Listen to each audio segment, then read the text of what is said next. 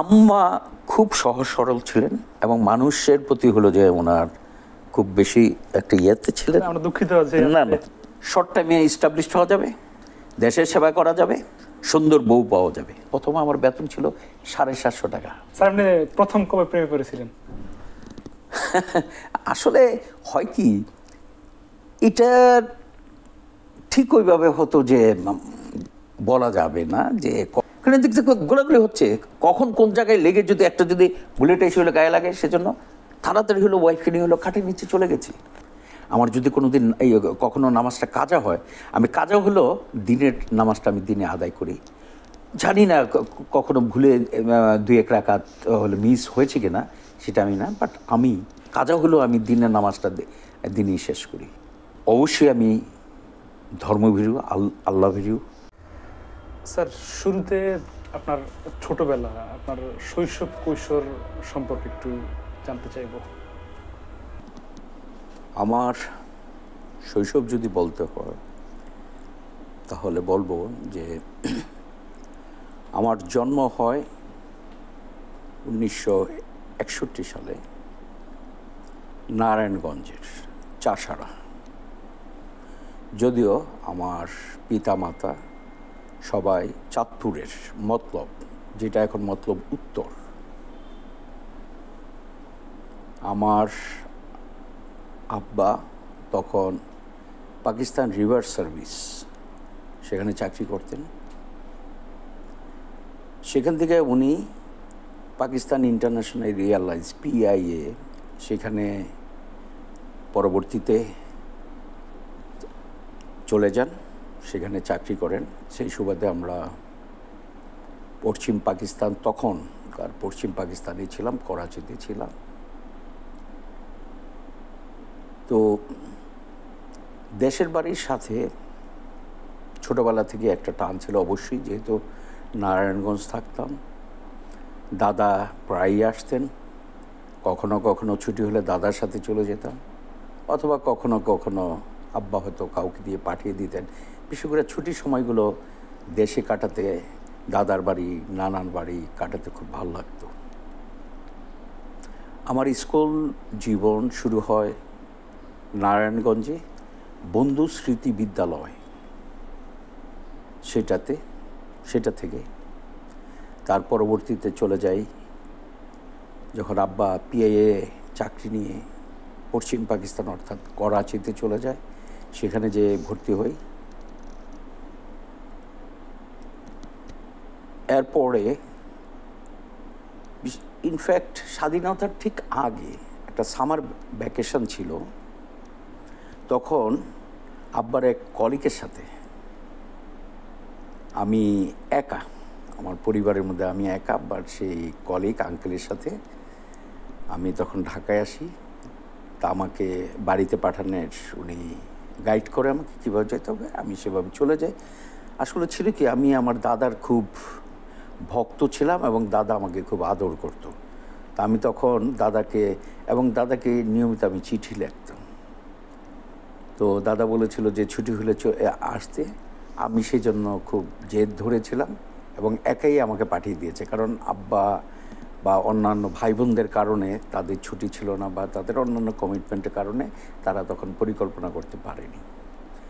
তো ওই এসে আমি আসলাম, কিন্তু এই দাদার বাড়ি, খালার বাড়ি, ফুফুর বাড়ি বেড়াতে বেড়াতে যুদ্ধ শুরু হয়ে গেল, আমাদের স্বাধীনতার যুদ্ধ। তখন আর আমি আর যেতে পারিনি, আমি দেশে রয়ে গেলাম। আব্বা মা ভাই বোন অন্যান্যরা ওই স্বাধীনতা যুদ্ধ চলাকালীন পাকিস্তান থেকে চলে আসে। শুধু বড় ভাই সেখানে ছিল, কারণ তার তখন SSC পরীক্ষার সময় ছিল বলে বড় ভাই ছিল, আমার ছোট চাচা ছিল, আর সবাই চলে এসেছিল এই স্বাধীন হওয়ার আগেই। বড় ভাই আসে, পরবর্তীতে বিভিন্ন দেশ থেকে, তখন যে ছিল রেড ক্রস ছিল, এই রেড ক্রসের মাধ্যমে বিভিন্ন দেশ হয়ে তারপরে বাংলাদেশে আসে। আমি স্বাধীনতার পর প্রথম ঢাকার রাজধানী উচ্চ বিদ্যালয় সেখানে ভর্তি হয়েছিলাম। তারপর আমি চলে গেলাম মোহাম্মদপুর গভর্নমেন্ট হাই স্কুল, ঢাকার, সেখানে চলে গেলাম এবং আমি সেখান থেকে 1975-এ এসএসসি পাশ করি। তারপর আমি নটরডেম কলেজে ভর্তি হই।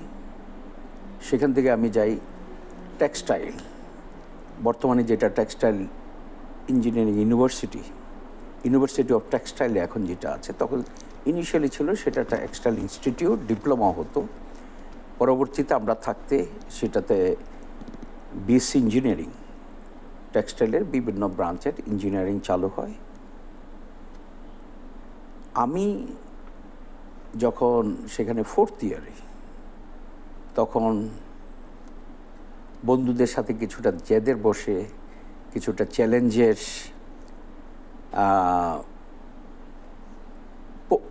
চ্যালেঞ্জ নিয়েই সেনাবাহিনীতে পরীক্ষা দিই।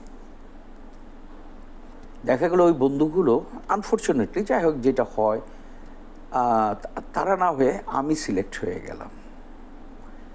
আমার পরিবারের কেউ জানতো না। যখন আমি ফাইনাল জয়েন করার জন্য কল আপ নোটিশটা পেলাম, তখন বাসায় যখন জানালাম, আব্বা ভীষণ রাগ করলেন। এই বলে যে তুমি টেক্সটাইল ইঞ্জিনিয়ারিং পড়ছো, তোমার যদি সেনাবাহিনীতে যাওয়ার ইচ্ছা থাকতো তুমি আগে যাওনি যেন। আসলে আব্বা সত্যি বলেছিলেন, আমি যদি আগে যেতাম, আমার যারা সমসাময়িক ছিল তারা 2nd long course, 3rd long কোর্সে তারা গিয়েছে। আমি সেখানে 8 BMA লং কোর্সে জয়েন করেছি, কারণ আমি 4 বছর টেক্সটাইল ইঞ্জিনিয়ারিংয়ে, প্রথমে ডিপ্লোমা তারপর ইঞ্জিনিয়ারিংয়ে সেখানে লেখাপড়া করেছি। তা আব্বা সেই কারণেই বলেছিল। আমি বিএমএতে চলে গেলাম। সেখানে কিন্তু অভিভাবকের জায়গায় আব্বা স্বাক্ষর করলেন না, আমার যে ভগ্নিপতি আছেন উনি স্বাক্ষর করলেন। তো যাই হোক, বিএমএতে গেলাম। প্রথম দিকে যে ট্রেনিংটা ছিল, মাঝে মাঝে মনে হতো যে এসে হয়তো ভুল করেছি, এত কষ্টের ট্রেনিং কি চালিয়ে যেতে পারবো কি, ইত্যাদি ইত্যাদি। 2-1 যে ভাবিনি, আচ্ছা চলে যাই। বাট তারপরে যেন আমি টেক্সটাইল ছেড়ে এসেছি, আব্বার অমতে এসেছি, আমি আবার কিভাবে ফিরে যাই, এটা আমার মধ্যে কাজ করেছে। তারপর আমার 2 কি 2.5 মাস পর আব্বার প্রথম চিঠি পেলাম। তো চিঠিতে তিনি যেটা উল্লেখ করলেন, তার আগে একটা বিষয় বলা দরকার, যে আমি টেক্সটাইল বর্তমানে যেটা ইউনিভার্সিটি, এটা তেজগাঁয়ে অবস্থিত, আপনারা সবাই জানেন। আব্বা ছিল ইঞ্জিনিয়ারিং ডিপার্টমেন্টে, ছিল বিমান বাংলাদেশ এয়ারলাইন্সে। অনেকে যদিও বিভিন্ন জায়গায় লিখেছে আমার আব্বা হলে এয়ারফোর্সে ছিল, আসলে তা না। আমার আব্বা ওই পিআইএ থেকে স্বাধীনতা পরে এখানে এসে বিমান বাংলাদেশ এয়ারলাইন্সে জয়েন করেন এবং উনি ইঞ্জিনিয়ারিং ডিপার্টমেন্টে ছিলেন, প্ল্যানিং এবং প্রভিশনিং। তো আমি প্রায়ই আব্বার অফিসে যেতাম কলেজ থেকে ফেরার পথে, কখনো হয়তো যে বিভিন্ন কারণে যেতাম। তো এই 2 মাস 2.5 মাস যখন আব্বার ওখানে যাইনি, তখন ওনার যারা কলিগ আছে, ওনার জুনিয়র আছে, তারা জিজ্ঞেস করে যে জুনিয়ররা অনেকে, স্যার আপনি ওই ছেলে কোথায়, টেক্সটাইলের পরে সে কি পাস করে কোথাও কি চাকরি নিয়েছে, সে কোথায়, তাকে তো দেখি না। আব্বা কিছুটা উষ্মার সাথে বলল যে না, সে তো টেক্সটাইল ইঞ্জিনিয়ারিং পড়ছিল, আমার ইচ্ছা ছিল সে টেক্সটাইল ইঞ্জিনিয়ার হোক, কিন্তু সে তো সেটা ছেড়ে হঠাৎ বাংলাদেশ সেনাবাহিনীতে চলে গেছে। তো সেনাবাহিনীতে চলে গেছে কী হিসাবে? বলে যে না, ও তো কমিশন রাখি। সবাই সে গিয়ে যে ঘিরে ধরলো, স্যার এত বড় একটা সুখবর আপনি জানেন না, আপনার ছেলে বাংলাদেশ সেনাবাহিনীতে কমিশনকে সেখানে চান্স পেয়ে ট্রেনিংয়ের জন্য গিয়েছে, স্যার আমাদেরকে মিষ্টি খাওয়াতে হবে। আব্বাকে তখন ধরলেন, অনেকটা এটাকে করলেন, এবং এভরিবডি মানে প্রেজড মাই ফাদার। তো ওই চিঠিতে তখন লিখেছিলেন যে, আব্বা ইংলিশে চিঠি লিখতেন, যাই হোক আমি বাংলায় যেটা হয়, তুমি গিয়েছিলে, আমার সম্মতি ছিল না, আমি আসলে খুব মনোকষ্ট পেয়েছিলাম, কারণ আমি চেয়েছিলাম তুমি টেক্সটাইল ইঞ্জিনিয়ার হও, তো গিয়েছ। কিন্তু আজকে যখন আমার কলিগরা, আমার সিনিয়ররা, আমার জুনিয়ররা আমাকে তোমার এই বিএমএতে অংশগ্রহণের জন্য আমাকে যেভাবে তারা আমাকে আজকে প্রশংসা করলো তোমাকে নিয়ে, এবং আমাকে যেভাবে তারা যেই তাদের থেকে রিয়াকশানটা পেলাম, today I feel proud of you. আর সত্যি বলতে কি, প্রতি মাসে ওখানে যে বিএমএতে যে পকেট মানিটা পেতাম, এটা ছিল খুবই সামান্য, তাতে হতো না, কারণ এত ট্রেনিং, রেগুলার ট্রেনিং হতো, সবাই ক্যান্টিন থেকে খেত।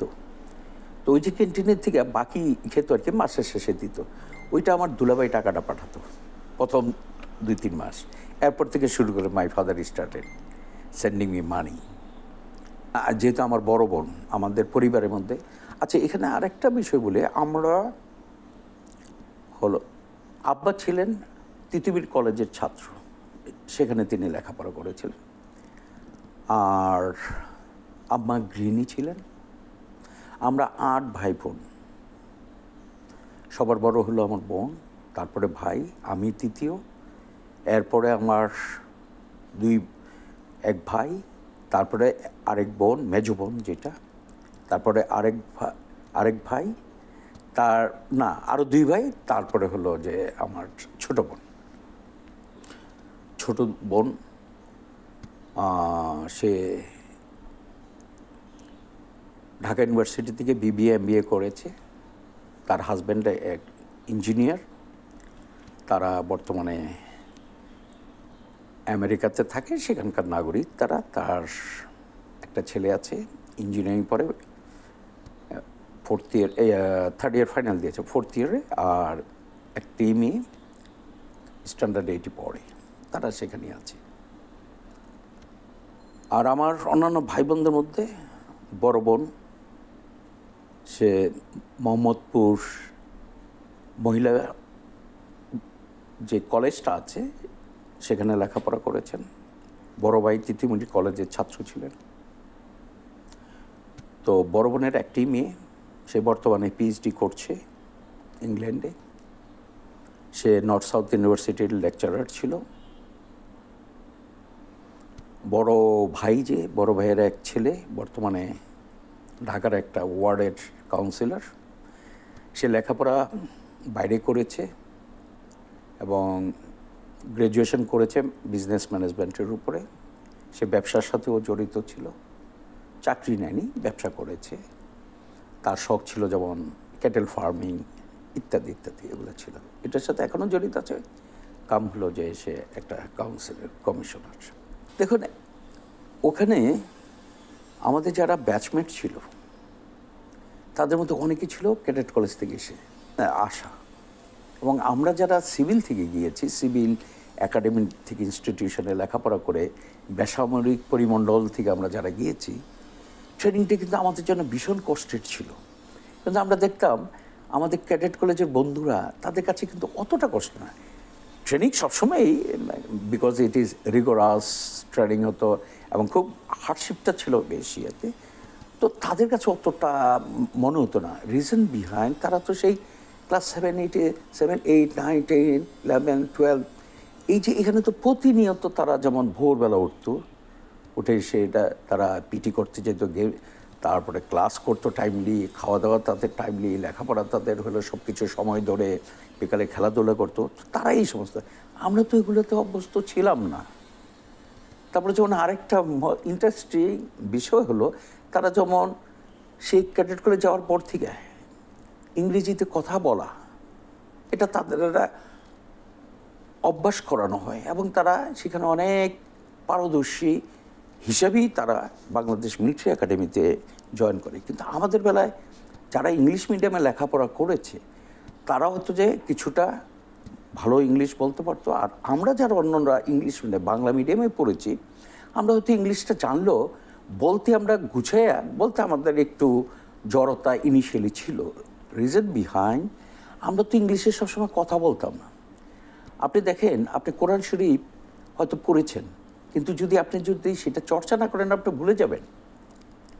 আপনি ধরেন একটা ভাষা শিখেছেন, কিন্তু যদি সে ভাষাটা আপনি চর্চা না করেন আপনি ভুলে যাবেন, ভুলে যাওয়াটা স্বাভাবিক।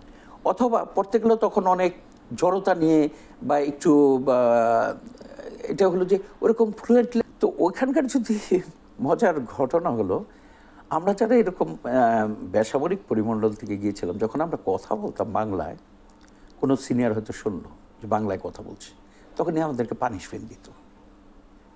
যেমন একটা পানিশমেন্ট দিয়ে জানালার শিক ধরে বসে থাকতে হতো, আর ওখানে বলে যে দুজন ইংরেজিতে কথা বলো, যা খুশি, বাংলা একটা কথা বলতে পারবো না। এই জানালার শিক ধরে দুজন হয়তো বসে একই জানালায় দুজন পাশাপাশি বসে যে আমাদেরকে, এটি হলো পানিশমেন্ট।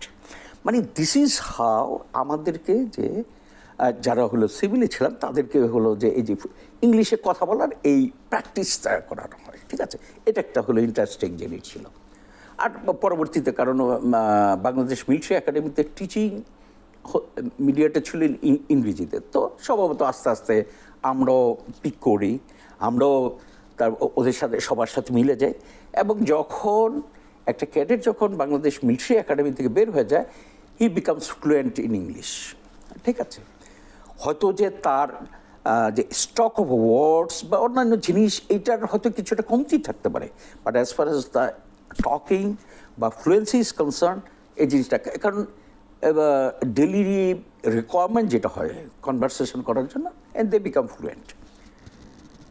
তাছাড়া যে অন্যান্য যে সমস্ত মিলিটারি ট্রেনিংগুলো ছিল, এগুলো ছিল খুবই অবশ্যই আমাদের জন্য, এখন এগুলো কিন্তু আমাদের কাছে খুব ভাল লাগে যখন আমরা স্মৃতিচারণ করি, হয়তো ব্যাচপেটটা রিটায়ারমেন্টে এসে যখন বলি, খুব ভাল লাগে।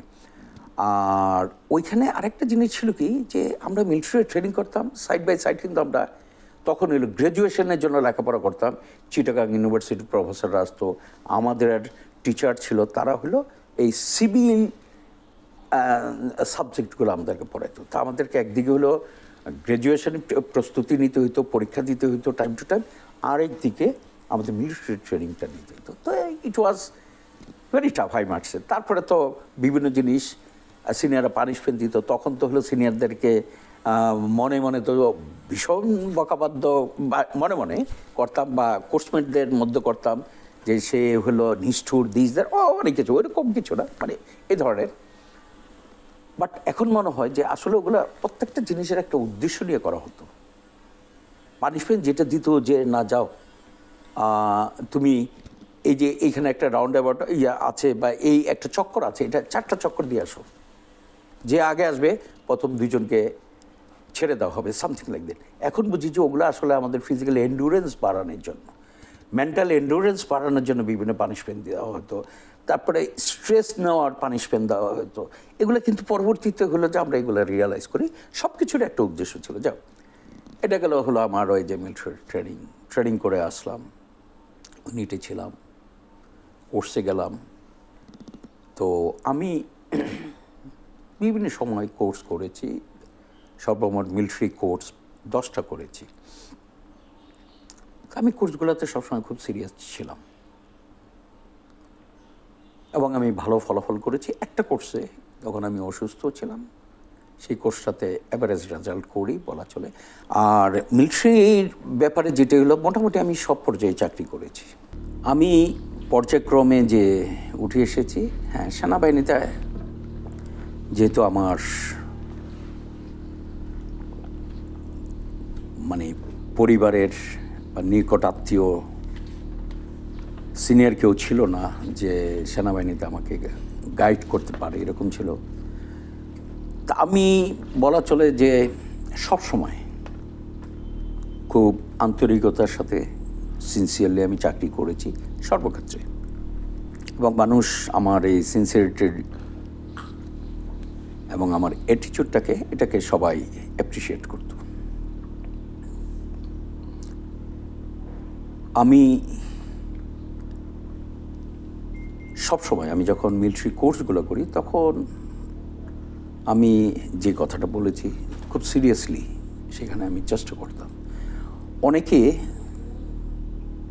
কোর্স করার সময় দেখেছি খুব প্রস্তুতি নিয়ে যায়, কিন্তু যে যখন প্রথমে 1-2টা পরীক্ষায় খারাপ করতো, দে ইজ টু গিভ আপ, ছেড়ে দিত। কিন্তু আমার মধ্যে এত একটা আমি প্রিন্সিপাল ফলো করেছি, সবগুলো করছে, সেটা হলো আমি আমার সর্বাত্মক দিয়ে আমি কোর্সটা সম্পন্ন করব, ফলাফল যেটি আসুক। যদি যেই ফলাফলটি আমি পাই, আমি মনে করব সেটি আমার হয়তো যে ম্যাক্সিমাম ছিল, এর বাইরে হয়তো আমার এফোর্ট দেওয়ার হয়তো 19 থেকে 20 হতো, বাট 15 থেকে 20 করার আর আমার হয়তো যে সামর্থ্য ছিল না। আমি সেই মনোভাব নিয়েই আমি সাধারণত সবগুলো কোর্সে অংশগ্রহণ করেছি এবং আমি ভালো রেজাল্ট পেয়েছি। আমি বলবো যে আমার এই যে যোগ্যতা অর্জন করেছিলাম, সেই হিসেবে আমি অনেক চ্যালেঞ্জিং অ্যাপয়েন্টমেন্ট পেয়েছিলাম এবং অনেক একজন সেনা কর্মকর্তার যেরকম স্বপ্ন থাকে, আমি সেই স্বপ্নের বলা চলে সব কিছুই পেয়েছি। আমি আমার পূর্বে যে 3 জন ছিলেন তাদের থেকে আমি বেশি সময় পেয়েছি, আমি বেশি কাজ করতে পেরেছি এবং আমি কাজ করেছি। ওনাদের অনেক কাজকে আমি এগিয়ে নিয়ে গিয়েছি, ঠিক আছে না। অনেক রিফর্ম, যেমন আমার সময় অনেকগুলো ব্যাটালিয়ন হয়েছে, অনেকগুলো নতুন সেক্টর হয়েছে, 4টা রিজনাল হেডকোয়ার্টার এস্টাবলিশ করা হয়েছে। এখানে আরেকটা জিনিস উল্লেখযোগ্য, যেহেতু আপনি কথাটা বললেন, আমি এখানে বলতে চাই যে স্বাধীনতার আগ থেকেই আমাদের কিন্তু বাংলাদেশ, মায়ানমার এবং ভারতের সাথে যে সীমান্ত আছে, ল্যান্ড বর্ডার বলেন বা ইয়েতে যেটা বর্ডার, সেখানে প্রায় 517 kilometre, if I am not wrong, আনুমানিক সম্ভবত 517 কিলোমিটার বর্ডার ছিল কমপ্লিটলি আনগার্ডেড। সেখানে কোনো বিউপি ছিল না, কিছু ছিল না। সেখানে তদানীত ইপিআর বলেন, বিডিআর বলেন বা বিজিবি পরবর্তীতে যেটা এখন যেটা আছে, তাদের কোনো পদচারণা ছিল না, কারণ ওইখানে কোনো বিউপি ছিল না এবং মোস্টলি হলো ইনঅ্যাক্সেসিবল, দুর্গম এলাকা। পার্বত্য চট্টগ্রামে আছে, তারপরে ধরেন ইভেন হলো যে ল্যান্ড বাউন্ডারিও ছিল কিছুটা, অ্যারাউন্ড 75-80 কিলোমিটার মতো সুন্দরবন এলাকাতে বা অন্যান্য জায়গাতে। তা আমি এই 4 বছর ডিজি থাকা অবস্থায় আমি 310 কিলোমিটার এই আনগার্ডেড বর্ডার কভার করে 57টা নতুন বিউপি এস্টাবলিশ করেছি। দ্যাট ইনক্লুডস ফ্লোটিং বিউপি, যেটা দিয়ে হলো সুন্দরবন এলাকাতে যেটা আনগার্ডেড ছিল সেটাকে কভার করার জন্য ফ্লোটিং বিউপি করা হয়েছে, কারণ ওইখানে ল্যান্ড নাই যে ওইখানে হলো বিউপি করা যাবে। এবং ওইখান থেকে হলো ওই নদী পথেই ওখানে বর্ডার সার্ভেল করা হয়, সার্ভেলেন্সের মধ্যে রাখা হয়। তো এই যে একটা উল্লেখযোগ্য, আমি 310 কিলোমিটার বর্ডার কভার করে দিয়ে এসেছিলাম 57টা বিউপি করে। তাছাড়া যেমন হলো আরেকটা উল্লেখযোগ্য, সেটা হলো যে ওখানে যারা ছিল, সৈনিক ছিল বা অন্যান্য বিজিবির যারা হলো মূল সদস্য যারা ছিল,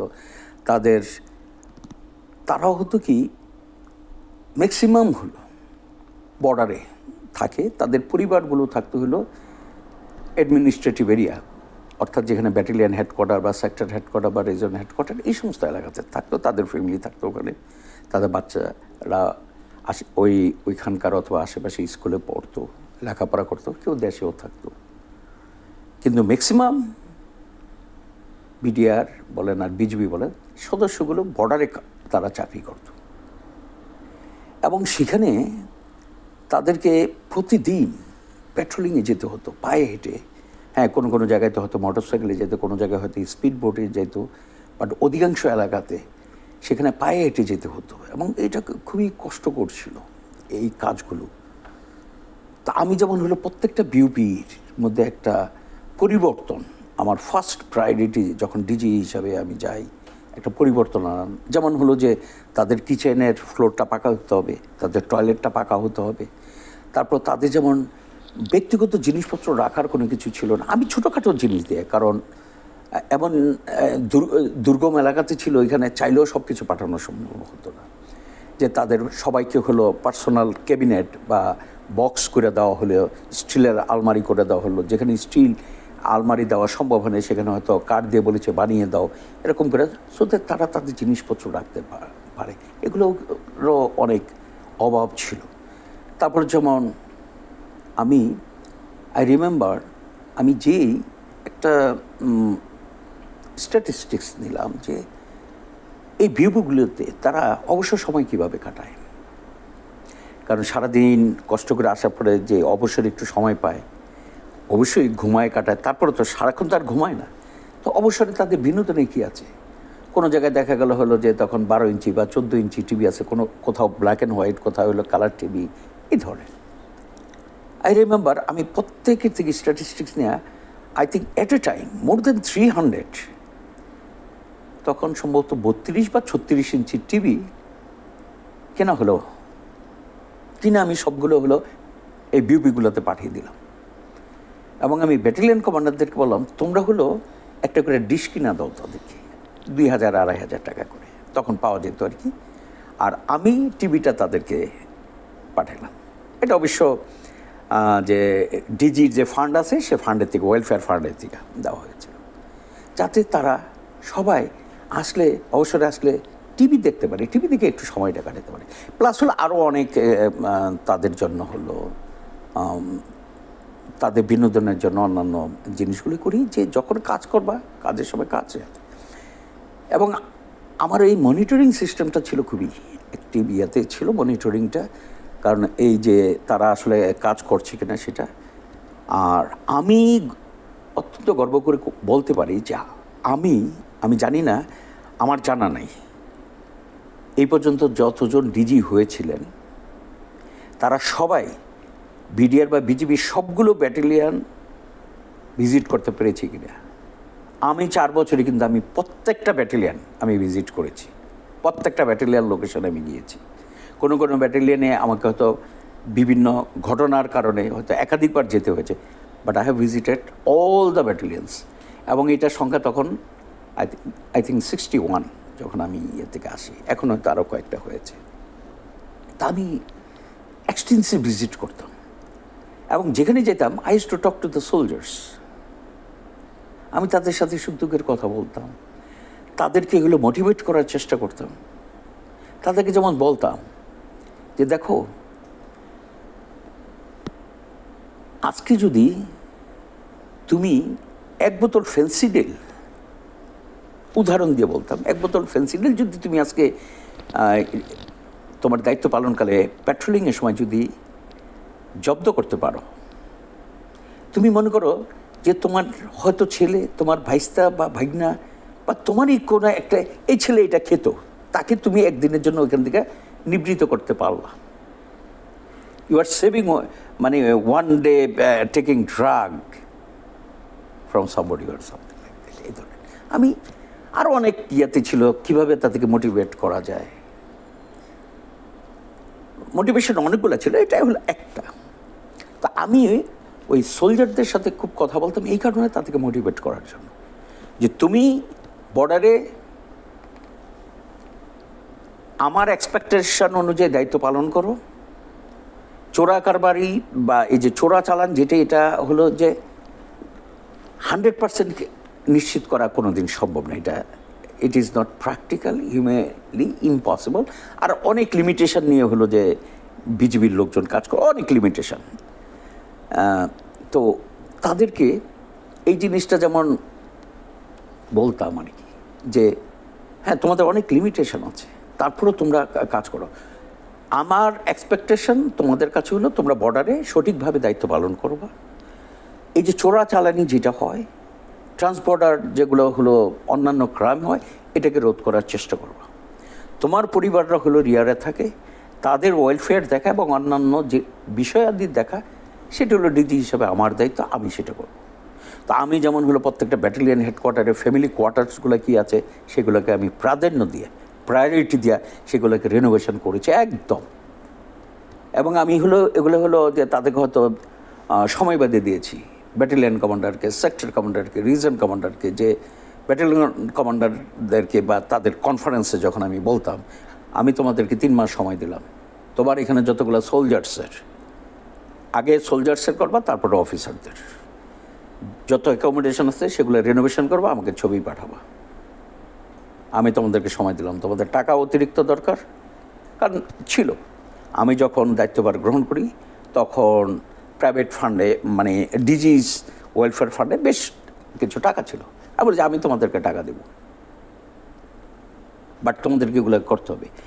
তো সেখান থেকে যেমন করেছি, তারপরে যেমন প্রত্যেকটা নতুন ব্যাটালিয়ন হচ্ছে, সব অ্যাকোমোডেশন থেকে শুরু করে যত ইস্টাবলিশমেন্ট দরকার আছে সব কিছু করেছি, ইত্যাদি ইত্যাদি এই ধরনের। তারপরে যেমন হলো আমার এক পর্যায়ে মনে হলো, যেহেতু আমি সেনাবাহিনীতে ট্রাস্ট ব্যাংকটা আছে, এই ট্রাস্ট ব্যাংক থেকে কিন্তু সেনা সদস্যরা বোথ সার্ভিং অ্যান্ড রিটায়ার্ড অনেক সার্ভিস পেয়ে থাকে, এবং এই সার্ভিসগুলো কিন্তু অন্যান্য ব্যাংকের তুলনায় এটা কিন্তু অনেকটা হলো ফ্রেন্ডলি আমাদের জন্য। এখানে হলো ইন্টারেস্ট একটু কম, এখানে ডিফেন্সের লোক যারা আছে তাদের হ্যাসেল একটু কম প্রভাবিত হয়, যেগুলো হলো অন্য ব্যাংকে গেলে সেটা। তো এই ধরনের কোনো বিষয় যদি আমি লোন নিতে চাই, এখানে যতটা তুলনামূলকভাবে সহজ, অন্য ব্যাংকে কিন্তু এতটা না। তো এই সুযোগ সুবিধাগুলো, তো আমি যেহেতু সেনাবাহিনী থেকে গিয়েছিলাম, আমি এটার উপরে চিন্তা করে তখন আমি মাননীয় প্রধানমন্ত্রী, বর্তমান প্রধানমন্ত্রী, ওনার কাছে যাই। ওনাকে আমি বলি যে বিজিবি সদস্যদের জন্য একটা ব্যাংক প্রয়োজন। তখন বলে যে ব্যাংকে একটা ব্যাংক করতে হলে তো অনেক কন্ডিশন আছে, তুমি কি এগুলো মিট করতে পারবা? তা আমি বললাম যে স্যার অনুমতি দেন, ইনশাল্লাহ। তো তখন আমাদেরকে দিল, আরও কয়েকটা সংস্থাকেও ব্যাংক করার জন্য দিল, যেমন পুলিশকে দিয়েছে, তারপরে নেভি, এয়ারফোর্স, অন্যান্যদেরও ছিল, আমাদেরকেও। সবচেয়ে বড় যে চ্যালেঞ্জটা, যে ওখানে 400 কোটি টাকা পেড আপ ক্যাপিটাল হলো আমাকে ব্যবস্থা করতে হবে। এইটা নিয়ে যে কোথায় পাই, কি করি। তা আমি দুজন ভদ্রলোক, একজন হলো জনাব মশিউর রহমান, ওনাকে নিয়েছিলাম। ওনার সাথে কন্ডিশন ছিল যে আমাদের ব্যাংকটা হলে উনি সেখানে প্রথম সিইও এবং এমডি হবেন, কিন্তু কোনো একটা বিশেষ কারণে উনি বেশ কিছুদিন আমাদেরকে সহযোগিতা করেছেন, ভালো সহযোগিতা করেছেন, গাইড করেছেন, কারণ আমাদের তো ধারণা ছিল না। গাইড করেছেন, উনি চলে গেল। তারপরে হলো জনাব মোখলেসুর রহমান, যে ফার্স্ট সিইও এবং এমডি সীমান্ত ব্যাংক। এই ভদ্রলোককে আমরা একদম প্রপার চ্যানেলই বিভিন্ন শর্ট লিস্টিং করে, এভাবে যে সিস্টেমের মাধ্যমে ওনার সাথে সব কিছু করে শর্ট লিস্টিং করলাম, কথা বলে যে প্রথমেই কিন্তু আমরা আপনাকে অনারিয়াম দিব, কারণ বেতন দিতে পারবো না, কারণ এখন ব্যাংক হয়, বাট আমাদের হলো অ্যাডভাইস দরকার হবে যেটা আপনি দিবেন আমাদেরকে, কারণ আমাদের ধারণা তো বলতে গেলে তেমন একটা নাই। উনি আগে করে আমাদেরকে গাইড করেছেন এই সীমান্ত ব্যাংকটা করার ব্যাপারে। এবং আমার কয়েকজন হলো জুনিয়র যারা হলো যে আমার অফিসার ছিল, ব্রিগেডিয়ার জেনারেল তৌফিক, brigadier general Mahfuz, brigadier general Habib, আরও কয়েকজন ছিল। তারাই এখানে এই মোখলেসুর রহমান ওনার সাথে থেকে, এবং আমাকে টাইম টু টাইম ব্রিফ করে আমি সিদ্ধান্ত দিতাম, সেই অনুযায়ী কাজ করে দেখেন আমরা কিন্তু এই 400 কোটি টাকার ব্যবস্থা করলাম। কীভাবে করেছি সেটা একটা বিশাল ইতিহাস। এবং মজার ব্যাপার হলো 1%ও কাউকে দিতে হয়নি, শতভাগ এটার মালিকানা হলো বর্ডার গার্ড বাংলাদেশ। তো এই যে একটা জিনিস করলাম, এবং আমার ঠিক জানা নাই কোনো ব্যাংক উদ্বোধনে মাননীয় প্রধানমন্ত্রীটা গিয়েছিলেন কিনা, বাট সীমান্ত ব্যাংক উদ্বোধনের জন্য আমরা রিকোয়েস্ট করেছিলাম, মাননীয় প্রধানমন্ত্রী সম্মতি দিয়েছিলেন, উনি এসেছিলেন। তো একটা কথা ওখানে মনে পড়ে, উনি এসে ওখানে বিভিন্ন বাহিনীর প্রধানরা ছিলেন, অন্যান্য সংস্থার প্রধানরা ছিলেন। তো মাননীয় প্রধানমন্ত্রী একটা কথা বলেছিলেন যে আমি তো তোমাদেরকেও তো ব্যাংক করার অনুমতি দিয়েছি, এতদিন হয়ে গেল তোমরা তো পারলে না, আজিজ তো ঠিকই ব্যাংক তৈরি করে ফেললো। তো অনেকে বলো যে স্যার আমরা তো পেড আপ ক্যাপিটাল হলো অ্যানাউন্স করতে পারি না। পরবর্তীতে হয়েছে পুলিশ, এই যে না পুলিশ ব্যাংকটা হয়েছে, তাও হয়েছে 1-1.5 বছর পরে, আমাদের ব্যাংকের 1-1.5 বছর পরে, মানে যেই সময় দিয়েছে সেই সময় কিন্তু আমরা ওইটার উপরে ভিত্তি করে মাননীয় প্রধানমন্ত্রী এমনি জাস্ট হলো চা খাচ্ছিলেন, তখন আর কি বলেন কি আজিজ তো করে ফেলো, তোমরা তো এখনো পারলাম না, হ্যাঁ তোমাদের তখন হলো এরা বলতে স্যার আমরাও করছি, আমাদের হয়তো আরেকটু সময় লাগবে, সামথিং লাইক এরকম, মানে জাস্ট একটা লাইটলি কথাটা বলে এই ধরনের। এই সীমান্ত ব্যাংকটা করারও আমার উদ্দেশ্য ছিল যে বিজিবি সৈনিকরা তারাও যাতে হলো সেনাবাহিনীর অফিসাররা যেমন ট্রাস্ট ব্যাংক থেকে বিভিন্ন সুযোগ সুবিধা পায় সেগুলো যাতে তারা পায়। তো সেখানে যেমন আমি এমডিকে যেমন কতগুলো জিনিস বলেছি, আপনাকে হলো যে এখানে হাউস বিল্ডিং লোন দিতে হবে সৈনিকদেরকে, যেহেতু বিজিবিতে একটা জিনিস ভালো ছিল কি সেখানে প্রত্যেক হলো 59 বছর পর্যন্ত চাকরি করতে পারে সরকারি, যেহেতু ইভেন একটা যে সৈনিক হিসাবে রিটায়ার করে সেও কিন্তু চাইলে সৈনিক হিসেবেই 59 বছর পর্যন্ত চাকরি করতে পারে সবাই। তো এইখানে হলো ওই লোন দিল, এটা রিকভারি দিয়েটা সুযোগটা বেশি, কারণ আমার কাছে পেনশন তার আটকা থাকবে। তো সেই হিসেবে আমি যেমন বললাম তাদেরকে পেনশন দিতে হবে, হাউস বিল্ডিং লোন দিতে হবে, তাদের ছেলে মেয়েদের জন্য হায়ার এডুকেশন লোন দিতে হবে ইত্যাদি ইত্যাদি বিভিন্ন। তারপরে হলো যে কোনো সৈনিক বিয়ে করবে, ম্যারেজ লোন দিতে হবে, ঠিক আছে, এই ধরনের। এবং একটা জিনিস করতে হবে, সেটা হলো অন্যান্য কমার্শিয়াল ব্যাংকগুলো যেই ইন্টারেস্ট রেট তার থেকে কমই দিতে হবে। ট্রাস্ট ব্যাংকের থেকে 0.25 হলেও কম দিতে হবে। আমি এরকম তাকে কিছু গাইড দিয়েছিলাম, কারণ তাহলে এই ব্যাংকের হলো সুফলটা তারা কোথায় পাবে? ইন্টারেস্টের দিকে একটু কম দিতে হবে তাদেরকে, সহনীয়, যেটা হলো যে বাংলাদেশ ব্যাংকেরও যাতে নির্দেশনা যাতে ভায়োলেট না হয়, অ্যাট দ্য সেম টাইম সোলজাররা বা অফিসাররা যারা চাকরি করবে তারা যাতে সুযোগটা পায়, কিছুটা যাতে বেনিফিট এখান থেকে পায়, কারণ এটা তো ওয়েলফেয়ারের জন্যই করা হয়েছে। তো এই জিনিসগুলো আমি ইন্ট্রোডিউস করে দিয়ে এসেছি, আর ভালো করছে। আমি যখন শুনি তারা ভালো করছে সীমান্ত ব্যাংক, আমার খুব ভালো লাগে, because I am the founder chairman, ঠিক আছে, ফাউন্ডার চেয়ারম্যান অফ সীমান্ত ব্যাংক। সেনাবাহিনীতে আমি এসেছি, যেহেতু এখানেই আমার জীবনের বলা চলে যে সেনা জীবনের প্রায় সবটাই কাটিয়েছি, 4-5-6 বছর ব্যতীত। তো সেখানে আসলে কাজ করে অনেক কষ্ট করেছি। না, আমি সেনাবাহিনী ডিজিবিজিবি যখন হয়, আমি প্রথমে বিজিবিতে যাই ব্যাটালিয়ন কমান্ডার হিসেবে, এবং সেটা যে হলো বিডিআর কার্নেজের পর পড়ে যাই। তো সেই সময়টাতে তো ওইখানকার পরিস্থিতি ভিন্ন ধরনের, এই চ্যালেঞ্জগুলো, সেখানে নানান চ্যালেঞ্জ ছিল, সেই চ্যালেঞ্জগুলো ফেস করতে হয়েছে। তারপরে হলো প্রমোশন পেয়ে আমি সেখানেই সেক্টর কমান্ডার হলাম। সেক্টর কমান্ডার হিসেবে তখন হলো ট্রায়ালগুলো শুরু হয়, সেগুলো দেখতে হয়েছে, সেগুলো কোঅর্ডিনেট করতে হয়েছে, এবং অন্যান্য দায়িত্ব ছিল। তারপরে যখন হলো ব্রিগেডিয়ার জেনারেল হলাম, আমি কুমিল্লাতে চলে গেলাম, সেখানে একটা আর্টিলারি ব্রিগেড কমান্ড করার জন্য। আমি আর্টিলারি ব্রিগেড কমান্ড করলাম সেখানে প্রায় 1 বছর। তারপরে আমি চলে আসলাম মিরপুর, সেখানে সেই independent air defence artillery brigade, সেটাও প্রায় 1 বছর মতো আমি কমান্ড করেছি। তারপরে আমি মেজর জেনারেল হলাম, মেজর জেনারেল হয়ে আবার আমি কুমিল্লা ডিভিশনে গেলাম, ডিভিশন কমান্ড করলাম। সেখান থেকে আমি ডিজিবিজিবি হিসেবে আসলাম, প্রথমে ডিজিবিডিআর হিসেবে, পরবর্তীতে সেটা বিজিবি হয়, ডিজিবিডিআর হিসেবে ইয়েতে হয়। এবং আমি সেখানে 13 দিন কি 14 দিন কম 4 বছর আমি সেখানে দায়িত্ব পালন করেছি। সেখান থেকে আমি লেফটেন্যান্ট জেনারেল হই, আমি হয়ে আর্মি ট্রেনিং অ্যান্ড ডক্ট্রিন কমান্ডে যাই। সেটা হলো যে বাংলাদেশ সেনাবাহিনীর যতগুলো ট্রেনিং ইনস্টিটিউশনস আছে 21টা, সেগুলো সব হলো আর্মি ট্রেনিং অ্যান্ড ডক্ট্রিন কমান্ডের অধীনে। এবং সেখানে হলো আমি GOC army training and doctrine commander ছিলাম। মানে বাংলাদেশে 3 স্টার জেনারেল অফিসার কমান্ডিং একজনই আছে, সেটা হলো ট্রেনিংয়ে, সেটা হলো GOC army training and doctrine. সেটা তো সেইখানে 21টা ইনস্টিটিউশনস ছিল। তো আমি সেখানে প্রায় 14 মাস চাকরি করি। তারপরে সেনা সদরে আসি কোয়ার্টার মাস্টার জেনারেল হিসাবে। সেখানে কয়েক মাস চাকরি করার পরে I was promoted chief of army staff.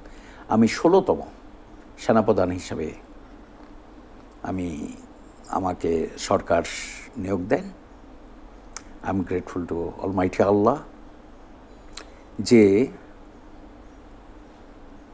একজন মানুষের জীবনের যে স্বপ্ন তার কর্মক্ষেত্রে থাকতে পারে, আল্লাহ আমাকে তার সর্বোচ্চ অবস্থানে যেতে আমার সেটা সহযোগিতা করেছেন। কারণ আল্লাহ, আমি এখানে একটা কথা বলে রাখি, আমি ছোটোবেলা থেকে যখন ক্লাস 3-4 পড়ি তখন থেকে আমি 5 ওয়াক্ত নামাজ পড়ি।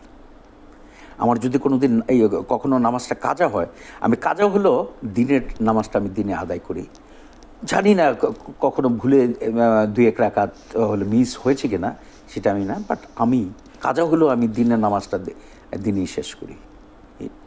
ইভেন আমি চাকরির ক্ষেত্রে যখন ব্যস্ততার মাঝেও আমি হয়তো গাড়িতে বসি আমি নামাজ পড়েছি, আমি কোথাও যাচ্ছি বিমানে আমি নামাজ পড়েছি, বা কোথাও ট্রানজিটে ছিলাম আমি ট্রানজিটে মসজিদ নামাজ পড়ার কোনো জায়গা আছে কিনা খুঁজে নিয়ে সেখানে যেয়ে নামাজ পড়েছি, অথবা চেয়ারে বসি কোনো এক কোনায় যেয়ে চেয়ারে বসে।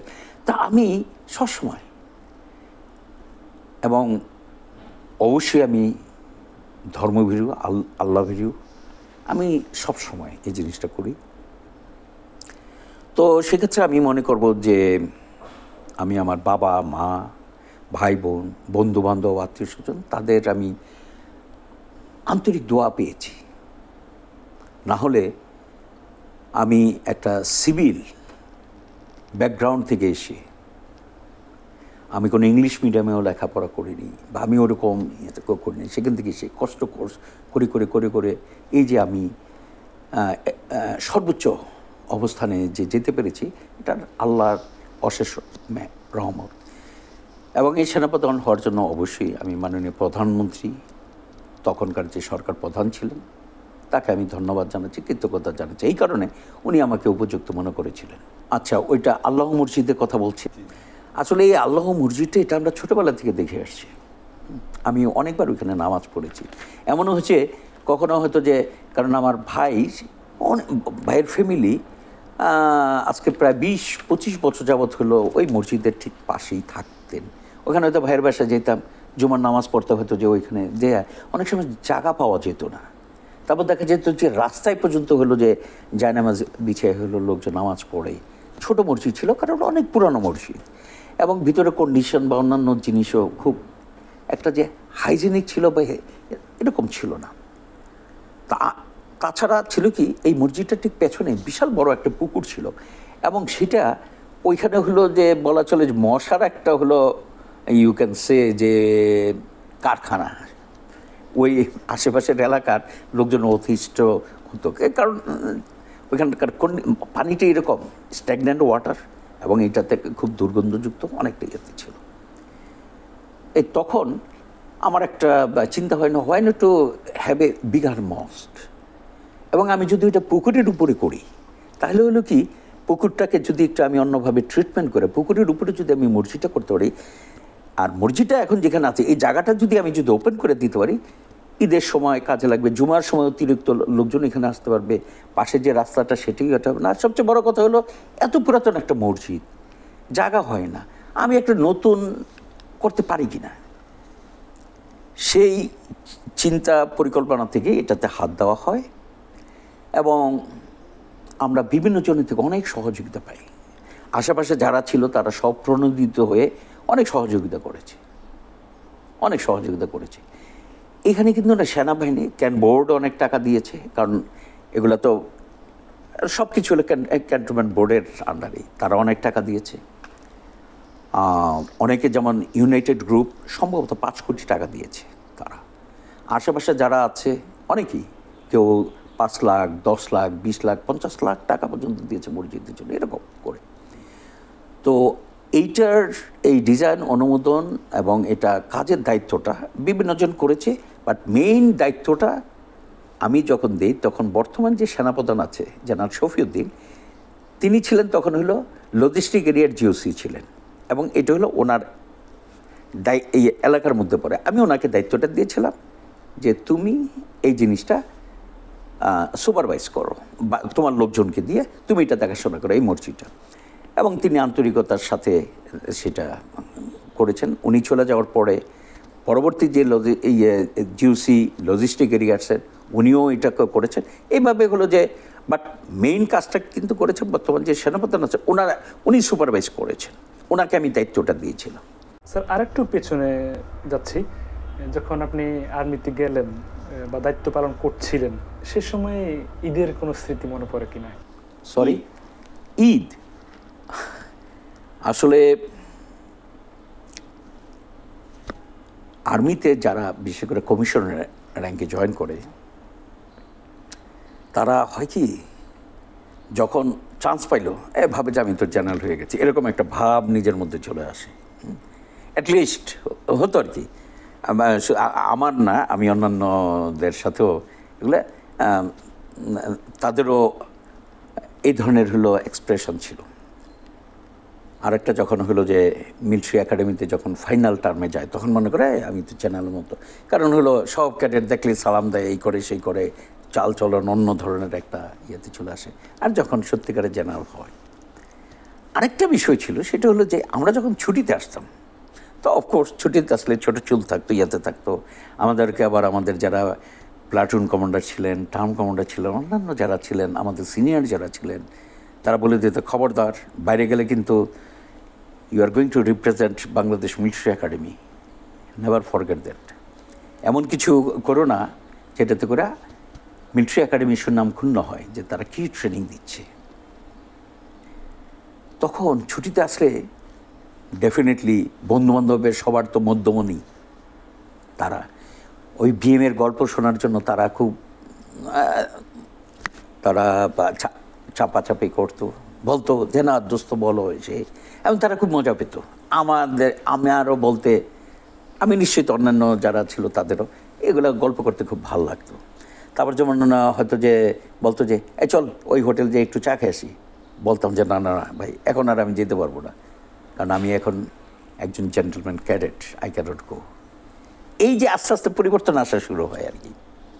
তারপরে যেমন হলো যে আগে তো যখনই পেতাম বিকালে বা সন্ধ্যায় ওই ক্লাবের সামনে মাঠে বসে হলো বন্ধুবান্ধব নিয়ে গল্প গুজব করতাম, আড্ডা দিতাম, ইভেন মাঝে মাঝে গান গাইতাম এখানে সবাই মিলে। এগুলো যখন হলো যে না এখন এখানে বসা যাবে না, বাইরে ওপেনের মধ্যে বসে হলো সিগারেট খাওয়া যাবে না, সিগারেট খেতাম তখন, এখন ছেড়ে দিয়েছে 2005 সাল থেকে। তো এই সমস্ত জিনিসগুলো হতো, ভিন্ন ধরনের লাগতো। কোথাও যদি যেতাম, মানে যেটা হয় আর কি, যে বিএমএ থেকে আসছে কোথাও গেলে যে আচ্ছা কেউ কি আমার দিকে কি ইয়ার দিচ্ছে কিনা, উইস টু ড্র অ্যাটেনশন যে আই এম এ মানে জেন্টলম্যান ক্যাডেট, আমি হলো অন্যদের থেকে একটু ভিন্ন ধরনের। এই ধরনের একটা ইয়েটা হতো, যেটা হলো ইনস্ট্যান্ট রিয়াকশন। এই জিনিসটা হতো। ইভেন আস্তে আস্তে যখন হলো কমিশন পেয়ে আসলাম, যখন lieutenant, second lieutenant, lieutenant, captain পর্যন্ত মনে হতো, কারণ ক্যাপ্টেন তো হলো মানে শোল্ডারটা অনেক হেভি থাকে। এক থাকে ক্যাপ্টেন, আরেকটা থাকে ব্রিগেডিয়ার জেনারেল। জুনিয়রদের মধ্যে ক্যাপ্টেন, আর সিনিয়র হলো ব্রিগেডিয়ার জেনারেল বা সেনাপ্রধান, এদের কর্নেল। আর নাহলে অন্যগুলো হয়তো যে একটা থাকে, দুইটা থাকে, এরকম তিনটা থাকে। তো ক্যাপ্টেন হিসাবে খুব ইয়েটা মনে হতো। ইভেন মেজর হলে মনে হতো আমার মনে হয় যে র্যাঙ্কটা মনে হয় কমে গেল, দেখতে একটা মাত্র, আগে তিনটা ছিল। তো এই ধরনের ফিলিংসগুলো জুনিয়র অবস্থাতে থাকে সবারই, ঠিক আছে, এই ধরনের। এবং আমাদের কিন্তু এটা রিফ্লেকশনটা হতো, আমরা যখন আমাদের বন্ধুবান্ধবের সাথে মিশতাম আমাদের এই ধরনের রিফ্লেকশন হতো। বাট একটা জিনিস আমার জানা নাই যে আমি সেনাবাহিনীতে চলে গিয়েছিলাম, সেই জন্য আমি আমার সিভিল যে সমস্ত ফ্রেন্ড ছিল বা অন্যান্য যারা ছিল তাদেরকে আমি কাউকে অ্যাভয়েড করেছি, বা তাদের সাথে ওই ধরনের আমি কোনো নিয়ে no, I am an army officer, এই ধরনের ভাব নিয়ে আমার মনে হয় না আমার কেউ কোনো বন্ধুবান্ধব বলতে পারবে আমি কখনো তাদের সাথে এই ধরনের একটা মনোভাব নিয়ে আমি তাদের সাথে কখনো মেলামেশা করেছি। যখন আমি জাতিসংঘ শান্তিরক্ষা মিশনে, আমি 2টা মিশনে দায়িত্ব পালন করার সুযোগ পেয়েছি। আমাদের অনেক আছে, আমার অনেক সিনিয়র আছে, তারা একটাতেও পায়নি, আবার কেউ 3টাতেও পেয়েছে পরবর্তীতে, যারা জুনিয়র অনেকে ইয়েটা হয়েছে। বাট আমি 2টা মিশনে দায়িত্ব পেয়েছিলাম, এবং আমি বলবো যে আমি অনেকটা লাকি। এটা সাধারণত হয় কি, যাদের এগুলা বিভিন্ন কোর্স রেজাল্ট তার ইয়ের উপরে ভিত্তি করেও অনেক সময় কাকে কোন অ্যাপয়েন্টমেন্টে পাঠাবে কি ইউএন মিশনে, সেগুলো নির্ধারণ করা হয়। আমি যেমন প্রথম মিশনটাতে গিয়েছিলাম অবজারভার হিসেবে, স্বভাবত যারা কন্টিজেন্টের সাথে চায় তাদের থেকে একটু বেশি টাকাই পেয়েছি ইউএন থেকে, ইউএন আমাদেরকে পে করতো। তো সেটাতে আমি করেছি ইরাক কুয়েতে, ইনিকম যেটা ছিল সেখানে আমি করেছি। মোস্টলি থাকলাম কুয়েতে, কুয়েত ইরাক বর্ডারে দায়িত্ব পালন করেছি, 1 বছর সেখানে ছিলাম, আমি মেজর হিসাবে ছিলাম। তারপর লেফটেন্যান্ট কর্নেল হিসাবে আমি সুদানে আরও 1 বছর। প্রথম দিকে আমি ছিলাম MA2 military force commander, military advisor to the force commander বা military assistant to the force commander, আমি ছিলাম সেখানে। তো সেখানে আমি প্রায় 6.5 মাস ছিলাম MA2 ফোর্স কমান্ডার। এরপরে যখন ওই ফোর্স কমান্ডার চেঞ্জ হয়ে গেলেন, অন্য দেশের ফোর্স কমান্ডার আসলেন, ওনার সাথে আমি 1-1.5 মাসের মতো ওভারল্যাপিং করে তারপরে আমি আবার চলে যাই হলো অবজারভারের কোঅর্ডিনেটর হিসেবে একটা সেক্টরে চলে যাই। সেখানে আমি আমার দায়িত্ব পালন শেষ করে আমি আসি, সেটা হলো লেফটেন্যান্ট কর্নেল হিসাবে। তো প্রথম মিশনেও যে কুয়েতে যেটাতে গিয়েছিলাম সেখানেও ঈদ করতে হয়েছে মিশন এলাকাতে, কারণ নতুন গিয়েছি, ছুটি পাইনি। তো সেখানে যারা অন্যান্য বাঙালি যারা ছিল, বাঙালি অফিসার যারা ছিল, আমরা একসাথে হয়েছি যেখানে, কারণ আমরা কুয়েত শহরে আমাদের একটা হাউস ছিল, সেখানে যারা যারা হয়তো যে ছুটি পাইনি, দেশে আসার ছুটি পাইনি, বাট 1-2 দিনের ছুটি নিয়ে এসেছি, ঈদ করেছি, ঈদ করে ওখানে হই হাল্লা। অবশ্যই আমরা শহরে ঘুরেছি, বিভিন্ন জায়গায় রেস্টুরেন্টে খেয়েছি, নিজেরা রান্না করেছি, ইত্যাদি ইত্যাদি করে ওখানে কাটিয়েছি। যখন সুদানে ছিলাম, সুদানে হ্যাঁ ওইখানেও ঈদ করতে হয়েছে। যখন MA2 ফোর্স কমান্ডার ছিলাম তখন খার্তুম শহরে ছিলাম, আমরা একটা হাউসে ছিলাম যেখানে আমার সাথে অন্যান্য বাঙালি যারা হলো স্টাফ অফিসার ছিল বা অন্যান্য দায়িত্বে ছিল সেই মিশনে, আনমিস যেটা, সেই মিশনে আমরা ওইখানে 2-3টা হলো হাউস ছিল যেখানে Bangladeshi army, navy, air force, even পুলিশের লোকজন, সিভিল লোক কিছু, তারা হলো ওইখানে থাকতো। তো আমি ওই রকম একটাতে থাকতাম। তো আমরা হলো যে সেখানে ঈদ করেছি। পরবর্তীতে আরেকটা ঈদের সময়ও দেখা গেছে যে তখন হয়তো যে আমাদের ব্যান্ড ছিল বাংলাদেশ মিলিটারি ইয়াতে যে ব্যাটালিয়ন ছিল, যে ইয়েতে বাংলাদেশ ব্যাটালিয়ন, সে ব্যাটালিয়নে চলে গেছি ছুটি নিয়ে। ওদের সাথে যে হলো এখানে কোর্সমেট ছিল, সিনিয়র জুনিয়র ছিল, পরিচিত ছিল, তাদের সাথে ওখানে ঈদ করেছি। এটা একটা ভিন্ন ধরনের। না না, ওইটা তো একই। আর বাঙালি আমরা যেভাবে ঈদ উদযাপন করি নিজেদের মধ্যে এরকম।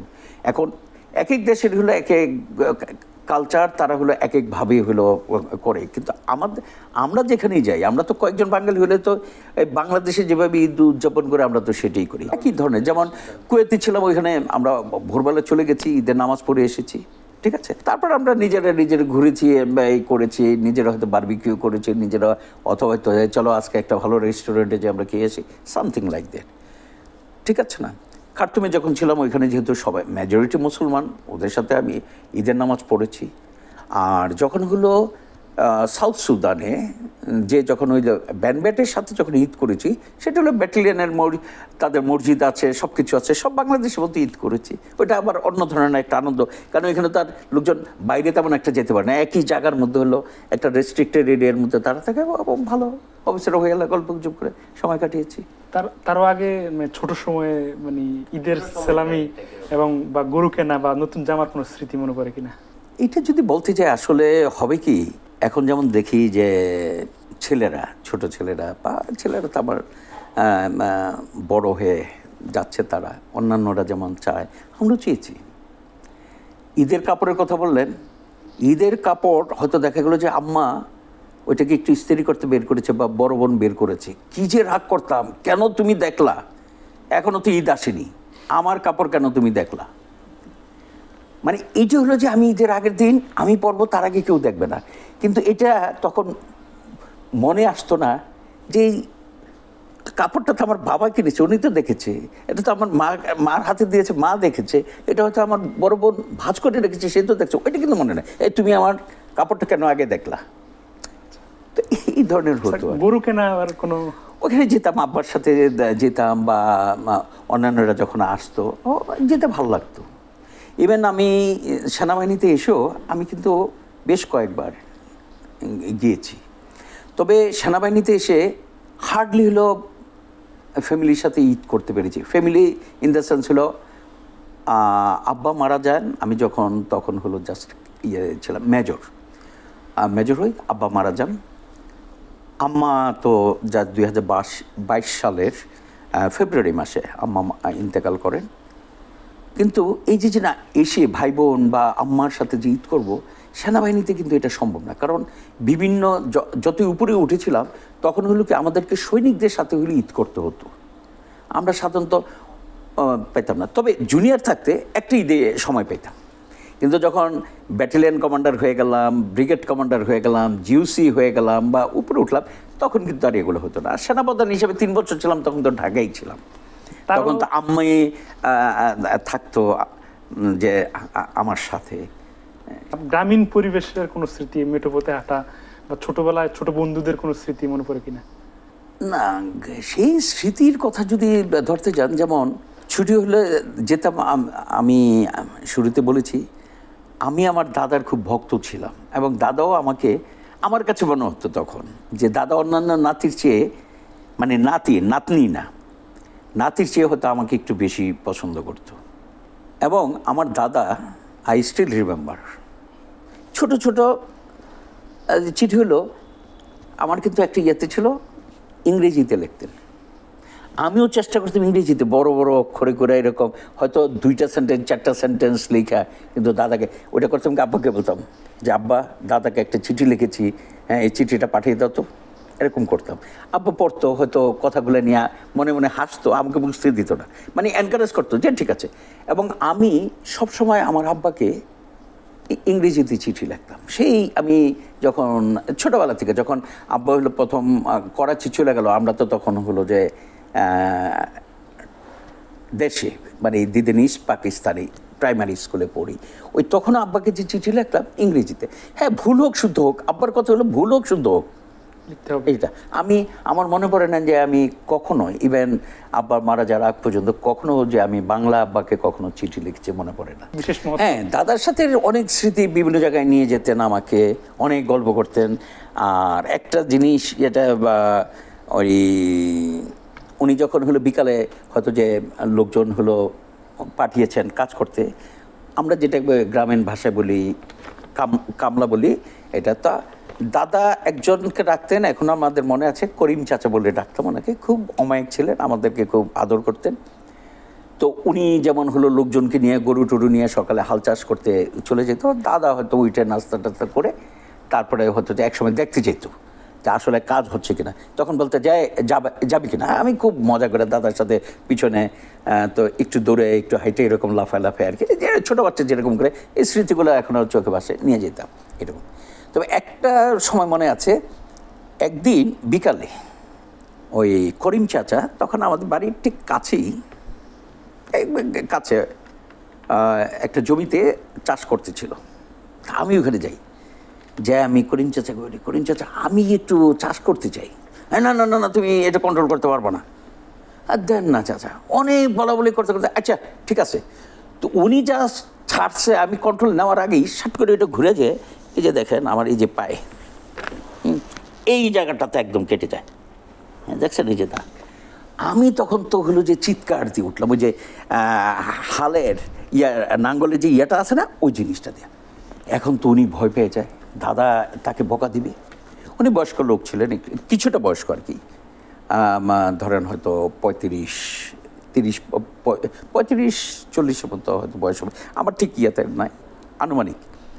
উনি লতা পাতা এটা আইনা ইয়েটা করে, এই খান্না করো না, হ্যাঁ এরকম করে নিয়ে হলো লতা দিয়ে চাইপা ইয়েটাকে করে রক্ত বন্ধ করছে। তখন তার এরকম ছিল না যেমন এখন, কিছু হইলেই যে হলে স্টিচ করে দিল ইয়াতে, সেই জন্য এই দাগটা এখনো রয়ে গেছে।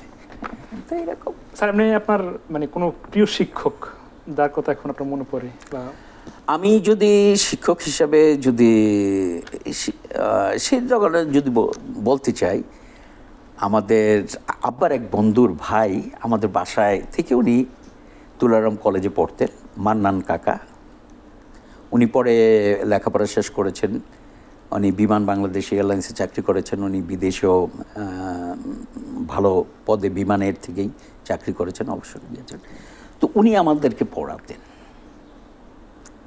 তো ওনার যে পড়ানোর ইয়েতে বিভিন্ন সময় যখন আমরা অমনোযোগী হতাম, উনি খুব সুন্দর সুন্দর গল্প বলতেন। গল্প বলে আমাদেরকে হয়তো কিছুক্ষণ এটা করে, যখন আমরা খুব আনন্দ পেতাম, হাসি করে, এই এখন হয়েছে, এখন পড়ো, মানে এটা ওনার একটা টেকনিক ছিল। তারপরে যেমন হলো যে মনে পড়ে ছোটোবেলার হলো আমার ছোট চাচা যে ছিলেন, এখন আমার আব্বার 3 ভাই 3জনই চলে গেছেন। ছোট চাচা উনিও আমাদেরকে বিভিন্ন সময় যখন হলো আমরা করাচিতে চলে যাই, আমি আমার বড় ভাই প্রথম যাই, তারপরে হলো আব্বা, আমার বোন টোন অন্যান্যরা ফ্যামিলি যায় আর কি সেখানে, তো চাচাও আমাদেরকে পড়াতেন। এগুলো হলো যে প্রাথমিক দিকে পড়াতাম। আর অন্য সময় যেগুলোতে এসএসসি পরীক্ষার আগে আমরা প্রাইভেট পড়তাম, 3 ফ্রেন্ড একসাথে হয়ে, আজকে হয়তো তার বাসায়, কালকে তার বাসায়, এরকম কয়েক জায়গাতে আমরা পড়তাম। ওই শিক্ষকের কথা মনে পড়ে। পরবর্তীতে উনি খুব ভালো স্টুডেন্ট ছিলেন, ঢাকা কলেজের ছাত্র ছিলেন উনি। পরবর্তীতে উনি মেরিন ইঞ্জিনিয়ারিংয়ে চান্স পেয়ে চলে গিয়েছিল, আর যোগাযোগ হয়নি। শুনেছি যে উনি অনেক উঁচু পদে গিয়েছিলেন, and he was very brilliant. ওই আমাদের ওই টিচারটা। মানে প্রথম সম্মানই কত টাকা ছিল? সম্মান সেটা তো আর বলতে পারবো না। তখন তো হলো যে শুরুর দিকে তো হলো যে 5 টাকা 10, মানে 2 টাকা 5 টাকা ওই তো অনেক ছিল, যেখানে হলো পয়সা দিয়ে এটা হতো। হ্যাঁ, ওইখানে 1 টাকা 2 টাকাই তো অনেক ছিল সম্মানী। হ্যাঁ, শুরুর দিকে কৈশোরে বা এগুলো তো আসলে বলা যায় না। এটা তো ঈদের সালামি তো হ্যাঁ পেতাম, পেয়ে আবার ওগুলো হলো রাখতাম, আবার হলো এগুলো হলো যে পাওয়ার থেকে হলো বেশি হলো গণার মধ্যে, একটু পরপর হলো গণতাম কত টাকা হইলো, কত পয়সা, কত টাকা, এই ধরনের হতো আর কি। আপনি প্রথম কবে প্রেমে পড়েছিলেন? আসলে হয় কি, এটা ঠিক ওইভাবে হতো যে বলা যাবে না যে কখন এটা হয়েছিলাম। তো আসলে আমার হয়তো স্কুলে থাকতে একজনকে হয়তো যে দেখেছি, ভালো লেগেছে। পরে যখন বড় হয়েছি ওর সামনে যেতে লজ্জা পেতাম। হ্যাঁ, একই পাড়ায় থাকতাম আর কি, তখন খুব ভালো লাগতো। এখন জানি না সেটা ইয়াতে কিনা, বাট পরে যখন হলো বড় হলাম, এখন সে যখন আমাদের বাসায় আসতো, হয়তো আমার বন্ধুদের সাথে কথা বলতে না, আর ওই রুমেই যেতাম না, লজ্জা পেতাম। তো এটাকে কি জানি না।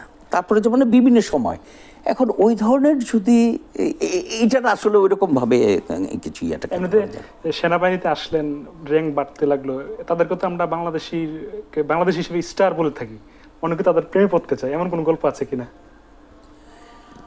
আসলে একজন সেনা কর্মকর্তা এবং সে যদি ইম্পর্টেন্ট অ্যাপয়েন্টমেন্টগুলোতে নিয়োগ পায়, তার হলো এত ভাবার বা এরকম সময় বের করা খুবই দুষ্কর।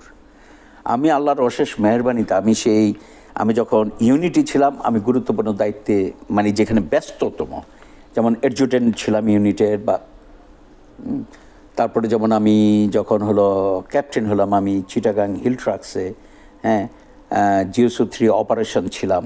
এই যে সিআইও যখন কাউন্টার ইনসার্জেন্সি অপারেশন যদি হয়, তো এটাতে আমাকে সার্বক্ষণিক ব্যস্ত থাকতে হতো, হিল ট্রাক্সে থাকতাম। তারপরে যখন আমি মেজর হলাম, মেজরের মধ্যে আমি ইন্সট্রাক্টর ছিলাম। তারপরে যেমন আমি ব্রিগেড মেজর ছিলাম, ইনফ্যান্ট্রি ব্রিগেডের মেজর ছিলাম। তারপরে আমি পদে পদে যখন উঠেছি, আসলে আমি মানুষ তো ওই যে আপনি যেটা মিন করতে চাচ্ছেন সেটা হলো যখন হলো লেফটেন্যান্ট, ক্যাপ্টেন বা এই পর্যায়ে পড়ে, আমি বিভিন্ন গুরুত্বপূর্ণ দায়িত্বগুলোতে নিয়োজিত ছিলাম। তো আমি ওরকম সময় খুব একটা কম পেয়েছি। আচ্ছা, একটা ব্যক্তিগত প্রশ্ন, আপনার বিয়ের গল্পটা আসলে কেমন ছিল? না, গল্পটা এটা হলো অ্যারেঞ্জড না, পছন্দ আমারই ছিল, জানানো হয়েছে, ফ্যামিলি দেখে কথাবার্তা বলে বিয়ে হয়েছে। আপনার বাবা মায়ের সাথে কোনো মধুর স্মৃতি বা তাদের সাথে কাটানো কোনো গল্প মনে পড়ে কিনা এই মুহূর্তে? আমি এখানে যেইটা বলবো, আমি প্রতিদিন হয়তো যে যতদিন বেঁচে থাকবো স্মরণ করব, এখনো করছি, অতীতেও করেছি। আমি যত উপরে গেছি, আমি আব্বাকে খুব মিস করেছি। কেন করেছি? কারণ আমরা যখন 71-এ স্বাধীনতা যুদ্ধের সময় যখন পশ্চিম পাকিস্তান থেকে চলে আসি, আমাদের কিন্তু আব্বার পুরো সংসারে সব কিছু এখানে ছিল, ওই জাস্ট কয়েকটা কাপড় চোপড় নিয়ে এসেছি। 72-এর প্রথম দিকে যখন উনি এখানে যখন বিমান বাংলাদেশ এয়ারলাইন শুরু করলো, ওনারা যা এখানে জয়েন করলো, তারপর থেকে যে এই যে একটা নতুন জীবন শুরু করতে হয়েছে। 8টা সন্তান,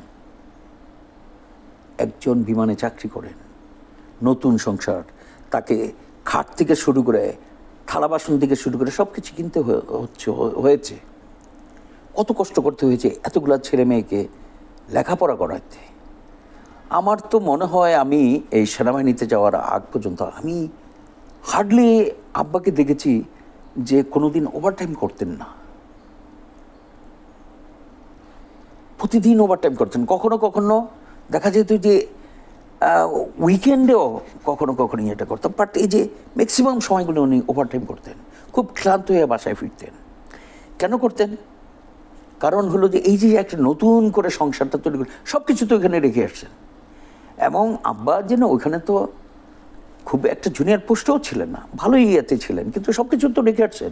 নতুন করে 8টা সন্তানকে নিয়ে একটা নতুন সংসার, কপর্দকহীন অবস্থায় সংসার একটা শুরু করা, বুঝতে পারেন কীরকম স্ট্রাগল করতে হয়েছে আমার বাবাকে।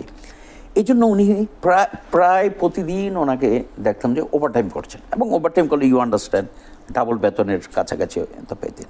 এগুলো হলো কি আমাদের লেখাপড়া, কিন্তু আমাদের লেখাপড়া যাতে ইয়েটা না হয় চেষ্টা করেছেন। তো আমি যখন এই যে আব্বা, তো আমি যখন মেজর, আব্বা ইন্তেকাল করেন 2004 সালে ডিসেম্বরে, 2000 হ্যাঁ ডিসেম্বরে, 3 ডিসেম্বরে যাক। তো আমি যখন আস্তে আস্তে উপরে উঠি, তখন আমার মনে হয়েছে যখন হলো উপরে উঠলাম, কর্নেল হলাম, ব্রিগেডিয়ার জেনারেল হলাম, মেজর জেনারেল হলাম, লেফটেন্যান্ট জেনারেল হলাম, সেনাপ্রধান হলাম, ডিজিপি ছিলাম, মনে হচ্ছে আব্বা যদি দেখে যেতে পারতেন যে উনি যিনি এত কষ্ট করেছেন ছেলেমেয়েদের লেখাপড়ার পিছনে, যে উপার্জন করার জন্য, ওনার ছেলে এই পর্যায়ে একজন গেছে। ওনার সবচেয়ে যে ছোট মেয়েটা, এইটা ঢাকা ইউনিভার্সিটি থেকে বিবিএ করেছে, এমবিএ করেছে। ওনার মেজো মেয়েটা ঢাকা ইউনিভার্সিটির মাস্টার্স করা, এবং সে এমবিএ করেছে। এগুলো তো আব্বা দেখে যেতে পারেনি। তো সেটা এখনো আমাকে ইমোশনাল করে। তো আমরা জানি সবাই যে সন্তানের দোয়া পিতামাতার মৃত্যুর পরও তাদের আমলনামায় যায়। আমি 5 ওয়াক্ত নামাজে বাবা মাকে স্মরণ করি। আম্মা খুব সহজ সরল ছিলেন, এবং মানুষের প্রতি হলো যে ওনার খুব বেশি একটা ইয়েতে ছিলেন। আমরা দুঃখিত যে না না, মানুষের প্রতি ওনার খুব, বিশেষ করে দেশের লোকজন আসুক বা আশেপাশে যারা ছিল, সবসময় উনি ওই আমাদেরকে মাঝে মাঝে বলতো যে বাবা তোর, কারণ আমরা হল কি দেশের গরিব হোক ধনী হোক কী হলো না হলো, সে যদি একদম অন্য ইয়ে হইতো, আমরা তাদেরকে কাউকে খালা বলি, চাচা বলি, চাচি বলি, ফুফু বলি, এরকম একটা সম্পর্ক। আমরা এটা হলো আমাদের কালচার। এখন হয়তো মানুষকে ওই ধরনের মূল্যায়ন করে না, কিন্তু আমরা করতাম। ইভেন আমাদের পাশে যে কাজ করতো তাকেও আমরা হয়তো যে বুয়া বলতাম, চাচি বলতাম, বা এই ধরনের হলো এগুলো হলো আমাদের পিতামাতা আমাদেরকে শিক্ষা দিত, ঠিক আছে না? আর যে ওর ইয়াতে ছেলেটার হলো খুব অসুখ, একটু ইয়ে থেকে একটু যদি হেল্প করতে পারিস, সেটা যে টাকাটাই হোক, সেটা দিয়ে হয়তো যে হেল্প করতাম। হ্যাঁ, ঠিক আছে। মানে আম্মা সবসময়ই চাইতো। ইভেন আমরা যখন হলো বড় হইতো তখন বলতো যে বাবা তোদের জাকাত আছে না, জাকাতগুলো একটু দিস। ওই জাকাতে আম্মা করতে গিয়ে আমাদের যারা হলো যে হয়তো ইয়েদের মধ্যে, আত্মীয় স্বজনের মধ্যে কেউ যদি গরিব থাকতো, তাকে হয়তো যে টাকা সবার থেকে নিয়ে টাকাটা হয়তো ওইখানে পাঠিয়ে দিত।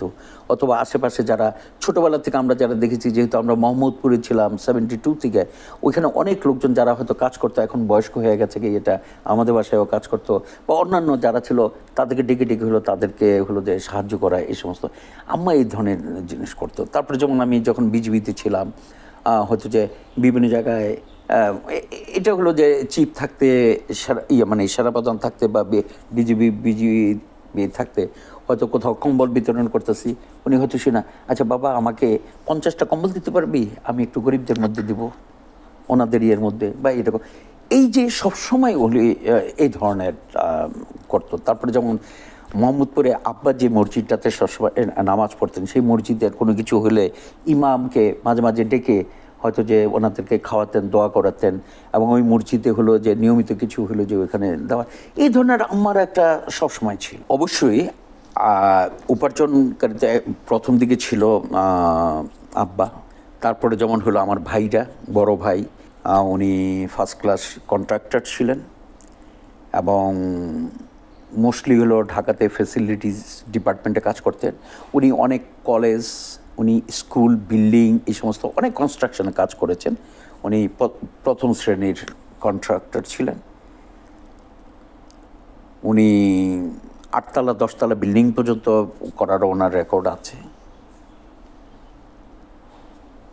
আমার ছোট যে ছিল হারিস, সেও কন্ট্রাক্টরিতে ছিল, কাজ করতো, সে ঠিকাদারিতে কাজ করতো, সে উপার্জনক্ষম ছিল। তো এরা হলো যে, যেহেতু আব্বা সাথে এরা সবাই থাকতো, তো সবাই মিলা আমাদের ফ্যামিলিটা একসময় যখন হলো তারা উপার্জন করা শুরু করে, আব্বাও রিটায়ারমেন্টে চলে আসে, তখন কিন্তু বেশ সচ্ছল হতে থাকি আমরা আর কি। কারণ তারা হলো কাজ করে, কন্ট্রাক্টারি করে, ইয়েটা করে, আব্বার উপরে প্রেশারটা অনেকটা ইয়েটা হয়। আরেকটা জিনিস আমার মনে পড়ে, আমি সেই সেকেন্ড লেফটেন্যান্ট থেকে আব্বাকে প্রতি মাসে, প্রথম মনে হয় আমরা অবাক হবেন শুনলে, আমরা যে চাকরিতে শুরু করি, প্রথমে আমার বেতন ছিল 750 টাকা, বেসিক দিয়ে হলো আমাদের বেতন শুরু হয়, ঠিক আছে, 750 টাকা বেসিক, এটা দিয়ে শুরু হয়। 1050 টাকা পেতাম, তারপরে হলো 1150 বা 75 এরকম, এই বেতন দিয়ে আমরা শুরু করেছি। এখান থেকে হলো আমি তখন আব্বাকে 100 টাকা করে পাঠাতাম। তারপরে হতো কি, ছুটিতে আসবো, চিঠি লিখতাম, I am coming on leave, so next month I won't be able to send you money. তা আব্বা বলতো, আমি কি তোর কাছে টাকা চেয়েছি? Why you are sending me money? তো এটা আস্তে আস্তে যখন আমি হিল ট্র্যাক্সে চলে যাই ক্যাপ্টেন হিসাবে, তখন হিল ট্র্যাক্সে হলো কি, হিল অ্যালাউন্স পাইতাম, অন্যান্য ইয়েটাতে ছিল, টাকা ওইখানে খরচ করার স্কোপ কম ছিল, ছুটিতে কম আসতে পারতাম। আই মেড ইট 500 টাকা, আব্বাকে 500 টাকা করে পাঠাতাম তখন। আবার ওই ছুটি আসার আগে ওই একই সেন্টেন্স লিখতাম, I am coming on leave, so I won't be able to send you money this month, এরকম বলতাম, আর আব্বার ওই একই উত্তর থাকতো। তারপরে যখন আমি মেজর হয়ে গেলাম, ইউএন মিশন করে আসলাম, তখন আব্বাকে 1000 টাকা করে পাঠাতাম। আর আব্বা সবসময় বলতো, তো তুই টাকা পাঠাচ্ছিস, আমার তো তোর টাকার প্রয়োজন নাই। কিন্তু আমার একটা দায়িত্ববোধ ছিল যে না, আমি আমার বাবাকে, এটা হলো আমার, ফর মাই সেলফ স্যাটিসফ্যাকশন, আমি আমার বাবাকে পাঠাতাম। আব্বা যখন মারা যায়, তারপরে হলো আম্মাকে দিতাম, তখন এটাকে বাড়িয়ে করলাম আমি 1500 টাকা, 1500 টাকা করে দিতে দিতে এটুকু করলাম। এর পরবর্তীতে যে জিনিসটা হয়েছে, যে আমি পদে পদে আস্তে আস্তে উপরে উঠেছি, আমার এই পরিমাণটা বেড়েছে। তারপরে যেমন আমার ওষুধ কিনতে যাতে হলো যে ওনাকে টাকার জন্য অপেক্ষা করতে না হয়, সেজন্য আচ্ছা মাসে কত টাকা লাগে হিসাব করে ওই টাকাটা হয়তো আম্মাকে প্রথম দিকে দিয়ে দিতাম, আম্মার অ্যাকাউন্টে পাঠিয়ে দিতাম। তারপরে যেমন আমাদের যে বাড়িটা ছিল, এখানে আমার যে পোর্শন ছিল, এই ভাড়াটা যে আম্মার কাছে রাখেন, ওইখান থেকে আমাকেও দিত কিছুটা ইয়াতে। কেন? যে নাতনি তারা গেলে দাদুর কাছে যদি আবদার করে, সে যাতে হলো তাদেরকে 200 টাকা, 500 টাকা, 1000 টাকা দিতে পারে, এই ধরনের ছিল আর কি, ঠিক আছে না? আমি যেমন একই শিক্ষা আমার ছেলেদেরকেও দিয়েছি। আমার বড় ছেলেও, তার যখন প্রথম বেতন পায়, সেও এসে ওই আমাকে একটা ইনভেলপ ধরাই দিল, আই স্টিল প্রিজার্ভ, তার মাকে একটা ইনভেলপ ধরাই দিল। তারপরে আমি বলেছি আমাকে আর দিও না, কিন্তু তোমার মার এইটা কন্টিনিউ করবা। আমার মেজো ছেলে যখন হলো যে সেনাবাহিনীতে আছে, ক্যাপ্টেন, তাকেই এই শিক্ষাটা দিয়েছে। এই কারণে যে না, আমি হয়তো যে এখন বাড়ি ভাড়া দিয়ে, পেনশনের টাকা দিয়ে, অন্যান্য জিনিস দিয়ে আমি চলছি, তাদের টাকার প্রয়োজন নেই, কিন্তু কথা হলো যে এই যে একটা অ্যাটাচমেন্ট, এটা আমি মনে করি যে এটা হলো যে ইট ইমানেটস ফ্রম সামওয়ানস হার্ট। মনের থেকে আসে, এটা শ্রদ্ধাবোধের থেকে আসে। এই জিনিসটার হলো আমি সেই শিক্ষা হলো আমার ছেলেদেরকে দিয়েছি এবং তারা প্র্যাকটিস করছে সেটা। তখন আমার পোস্টিং ছিল যশোরে। এমন পরে যে প্রথম বেতন যখন পেলাম, সব ওইখানে অনেকগুলো কোর্স করছিলাম, এই চল যাই, আজ বাইরে যে হলো রেস্টুরেন্টে খেয়েছি, এই চলো যে রেস্টুরেন্ট, আর কেউ ওইখানে তো আর কিছু করার নয়, চলো মেসে খাই। রুমের মধ্যে হলো, রুমে তো আর খাওয়ার ব্যবস্থা ছিল না, ওই মেসে হয়তো অর্ডার দিয়েছে, এই চিকেন করো, এটা করো, সেটা করো, এই আনন্দ আর কি না। যখন আমি খবর পাই, আম্মা আসে, আম্মাকে যে সালাম করি আমি, এবং আমি যখন র্যাঙ্ক করে আসি সালাম করি, সেটার ছবিও মনে হয় আমি ইয়াতে আছে, এখনও আছে। আম্মাকে সালাম করি, আম্মা দোয়া করেন আমার জন্য। আর আম্মার শেষ মানে মৃত্যুর আগের একটা বিষয় আমার, আমি যখন নামাজ আম্মার জন্য আব্বার জন্য দোয়া করি, তা আমার ওই কথাটা খুব মনে পড়ে। আম্মা এমনি দীর্ঘদিন অসুস্থ ছিলেন। তো উনি কেন জানি হলো যে ইন্ডিয়ার ক্যালকাটার যে এক ডাক্তার ছিল, সেই ডাক্তারের প্রতি তার খুব বিশ্বাস ছিল। কেন বিশ্বাস ছিল? আব্বা তখন বেঁচে ছিলেন যখন ওনাকে বাংলাদেশের ডাক্তাররা তারা ডায়াগনোস করলো যে ওনার হ্যাপাটাইটিস বি হয়েছে, এবং এটি হলো মানে একদম অলমোস্ট লাস্ট স্টেজে, এরকম উনি খুব একটা হবে না, আপনারা ওনাকে নিয়ে যান হসপিটালে, নিয়ে থেকে বাসায় নিয়ে যান, দিস দ্যাট আল্লাহ যে কদিন হায়াত রেখেছে, এরকম একটা ধারণা দিয়েছিলেন। আমি তখন হলো ক্যাপ্টেন। তখন যাই হোক বড় ভাই ভালো উপার্জন করে, কন্ট্রাক্টারি করে, আমার ইমিডিয়েট ছোটোটা তারও ভালো উপার্জন, কন্ট্রাক্টারি করে, তারা সবাই এটা করলো আম্মাকে নিয়ে বিদেশে চলে যায়। আব্বাও বললেন ঠিক আছে চল, ক্যালকাটাতে নিয়ে গেলেন, ডাক্তার দেখালেন। ডাক্তার দেখে বললো, অনেক টেস্ট করে বলে যে না কিছু এখানে আপনি, এবং সেটা সম্ভবত ধরেন আপনার 86-87 ঘটনা। তখন থেকে এই 2022 সাল পর্যন্ত আম্মা বেঁচে ছিলেন।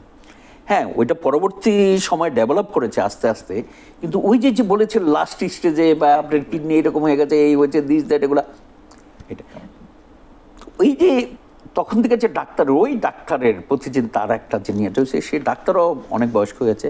তা আম্মা কিন্তু করতো কি, ওই চেম্বারে অন্তত বছরে ওনাকে 2বার হলো ক্যালকাটা পাঠাতে হতো। যখন একটু খুব খারাপ লাগতেছে আমরা বলতো যে আচ্ছা আম্মাকে একটু ডাক্তার দেখায় নিয়ে যায়। হয়তো কখনো বোনরা নিয়ে যেত, কখনো হয়তো নিজের, মোস্টলি আমার বোনরা নিয়ে যেত আর কি। আমি তো যেহেতু যেতে পারতাম না, আমার ভাইরা হলো বিভিন্ন কারণে ইয়াতে ছিল দীর্ঘদিন, তারাও ছিল না এখানে। তো ওই বোনরাই মোটামুটি নিয়ে যেত, ওখানে নিয়ে যেয়ে তারপর ডাক্তার দেখে আসলে আবার দেখা যায় 2-3 মাস খুব ভালো হয় মেডিসিন। এটা হয়তো যে অনেকটা সাইকোলজিক্যালও হয়, ঠিক আছে। তো আম্মা এক সময়, আই রিমেম্বার, লাস্ট যখন হলো যেদিন যাবে, আমি তখন হলো যে জাস্ট অবসরে এসেছি। তো এয়ারপোর্ট থেকে আমার বোনরা কথা বলতেছিল আমার সাথে, তা আম্মাকে মিলে দিল। কেন জানি আমি বলি যে আম্মা ঠিক আছে চা নিয়ে এটা করেন। তা আম্মা নিজের থেকে বেশ কিছু কথা বললো। আমি বুঝলাম হয়তো এটা না, পরবর্তীতে হয়তো যে এটা যে বাবা তোর প্রতি অনেক দোয়া আছে, আল্লাহ তোকে দেখে রাখবে।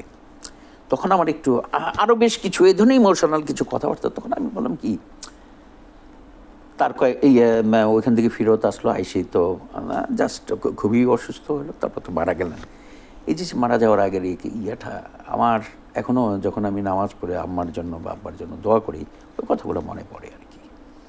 স্যার, আপনি এই জীবনের অবস্থানে এসে দুটো স্মৃতি কথা শুনতে চাইব, কষ্টকর স্মৃতি বা রোমাঞ্চকর, যেগুলো মনে পড়লে এখন আপনি আপ্লুত হন অথবা কষ্ট পান।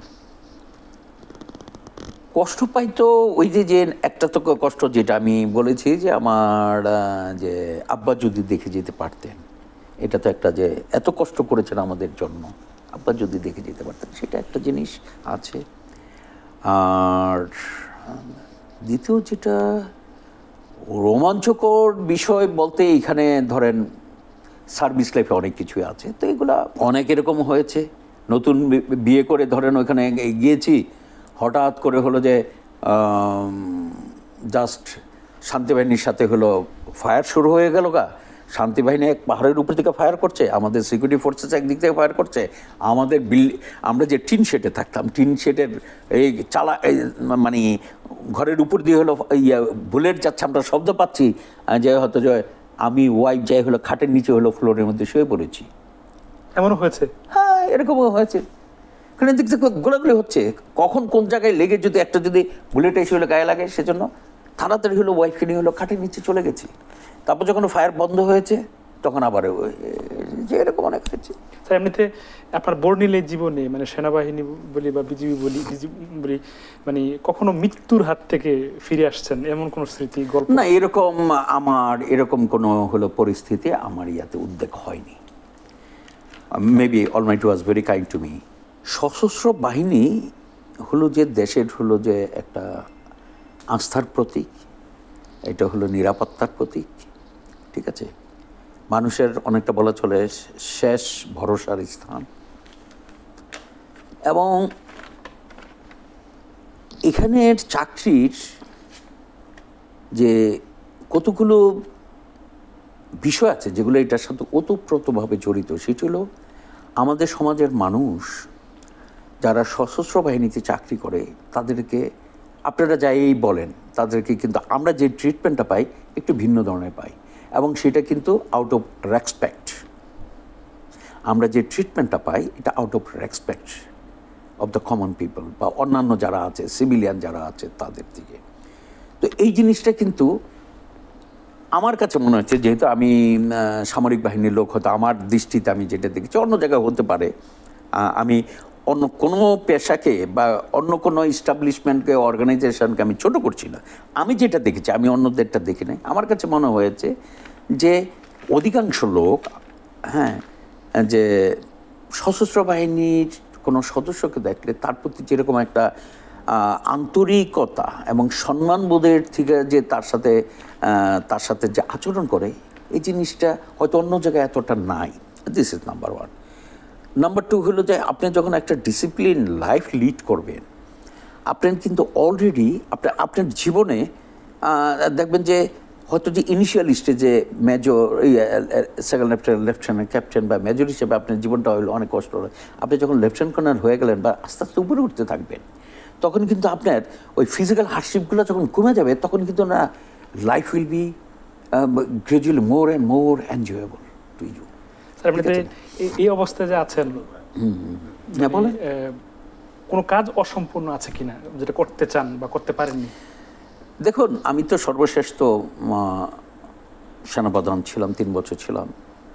আমার যে পরিকল্পনা ছিল সেনাপ্রধান হিসাবে, যে সেনাবাহিনীর উন্নয়ন অ্যাজ এ হোল, এই করোনার জন্য প্রায় 1 বছরের উপরে চলে গেছে। তারপরে যেমন হলো এটা যেমন প্রায় 1 বছর নষ্ট হয়েছে, আমি তেমন করার অপরচুনিটি থেকে আমি বঞ্চিত হয়েছি।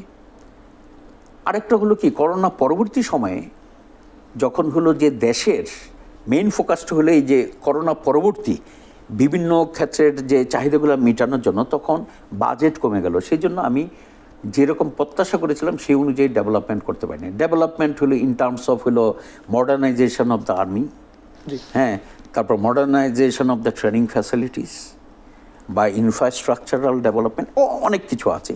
সেগুলো যেমন আমি প্রথম সেনাপ্রধান হওয়ার পরে প্রত্যেকেই বাহিনী প্রধান হওয়ার পরে যে আমি আগামী 3 বছর আমি এই কাজগুলো সম্পূর্ণ করে যেতে চাই। ট্রেনিং এইটা আমি অ্যাচিভ করতে চাই, আমি আধুনিকায়নে এটা আমি করতে চাই, ওয়েলফেয়ারে আমি এটা করতে চাই, ইত্যাদি ইত্যাদি থাকে। তো করোনার আমার সময় পড়েছিল, করোনাটা সেটা অনেকটা ব্যাহত করেছে। পরবর্তীতে যেমন বাজেট কমে গেল, তার কারণ হলো কি ডেভেলপমেন্ট, কারণ ডেভেলপমেন্ট করতে গেলে ইউনিট মানি, সেগুলো হলে ব্যাহত হয়েছে। তবে আরেকটা জিনিস আমি বলবো যে করোনার সময় যদিও আমার হয়তো সেনাবাহিনীর ডেভেলপমেন্ট বা অন্যান্য কাজে বা সেনাবাহিনীর জন্য কিছু করারটার হয়তো যে ওইরকম সুযোগ থেকে বঞ্চিত হয়েছি, কিন্তু আরেকটা জিনিস যে সারা দেশের মানুষকে ওই ক্রান্তিকালে তাদেরকে সেবা দেওয়ার জন্য এই সেনাবাহিনীকে দিয়ে এটা করার সুযোগ পেয়েছি। It's a great mental satisfaction. মানুষ যখন হলো যে লকডাউন এবং অন্যান্য কারণে যখন হাজব্যান্ড ওয়াইফের সাথে থেকে একটু দূরত্ব বজায় রাখতে পারলে যেমন হলো মনে হইতো যে আমি হয়তো বেঁচে যাব, সন্তান পিতামাতার থেকে, ভাই বোন অন্যদের থেকে, বন্ধু বান্ধব একজন আরেকজনের থেকে যেমন একটু দূরে থাকতে পারলে, আইসোলেটেড থাকতে পারলে যেমন আমি হয়তো বেঁচে যাব, এরকম একটা যখন মানুষের মধ্যে সাইকোলজি ছিল, তখন কিন্তু এই পুরা সেনাবাহিনীটাকে নিয়ে আমি জনগণের পাশে থেকে কিন্তু আমি তাদেরকে বিভিন্নভাবে তাদেরকে সহযোগিতা করার চেষ্টা করেছি। দ্যাট ইনক্লুডস অ্যাওয়ারনেস ক্যাম্পেন, যেটা হলো তাদেরকে সচেতন করা, ঘরের বাইরে আসবেন না। তারপরে যেমন দোকানের সামনে এই যে অনেকটা আপনাদের মনে আছে কিনা যে গোল গোল করে দেওয়া, যে কেউ আসলে এই ডিস্টেন্স মেনটেন করবেন, দোকানের থেকে একজন করে যাবেন নেবেন, এগুলো সেনাবাহিনীকে দেওয়া, তাদেরকে দিয়ে প্লে কার্ড দেওয়া, বিভিন্ন জায়গায় হলো মাইকিং করা, তাদেরকে হলো দেখানো যে এইভাবে করবেন। তারপরে বিভিন্ন জায়গায় যে হলো কীভাবে একটা মানে এই যে এন্টি যে আপনার যেটা ছিল কোভিড, এটার থেকে কিভাবে নিজেকে রক্ষা করবেন এগুলো করা, মাস্ক বিতরণ করা, তারপরে ইভেন খাদ্য বিতরণ করা। অনেক এনজিওস হলো আমাদেরকে হলো বিভিন্ন জায়গায় হলো বলতো যে আমরা আজকে 15,000 ব্যাগ আপনাদেরকে হলো দিতে চাচ্ছি, এগুলো একটু যদি আপনারা ডিস্ট্রিবিউট করেন, দেন ঠিক আছে, এখানে দেন। আমরা হলো যে 20,000 25,000 এরকম দিত।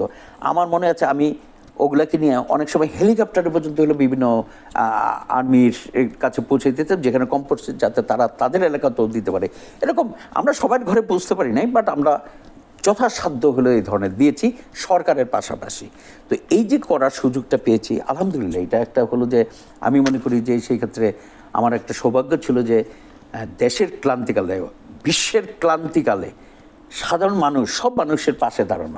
আরেকটা জিনিস যেটা আমার এই কোভিডের কথা মনে পড়লো, আমি এই জিনিসটা মনে পড়ি যে আমরা তো তখন আপনারাও নিশ্চয়ই টিভিতে দেখেছেন যে ডাক্তারের কাছে যখন হলো যেত, বলে যে কোভিড সার্টিফিকেট নিয়ে আসো, যেখানে আমাদের দেশে আরটিপিসিআর মেশিনই ছিল না, কোভিড শনাক্তকরণের মেশিনই নাই, সেখানে সার্টিফিকেট আনবে করতে গিয়ে।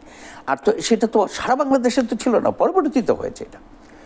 এখন হলো কি, যারা হলো গর্ভবতী বোনরা মারা ছিল, তারা এখন হলো যে ডাক্তারের কাছে যাবে, ডাক্তার দেখবে না।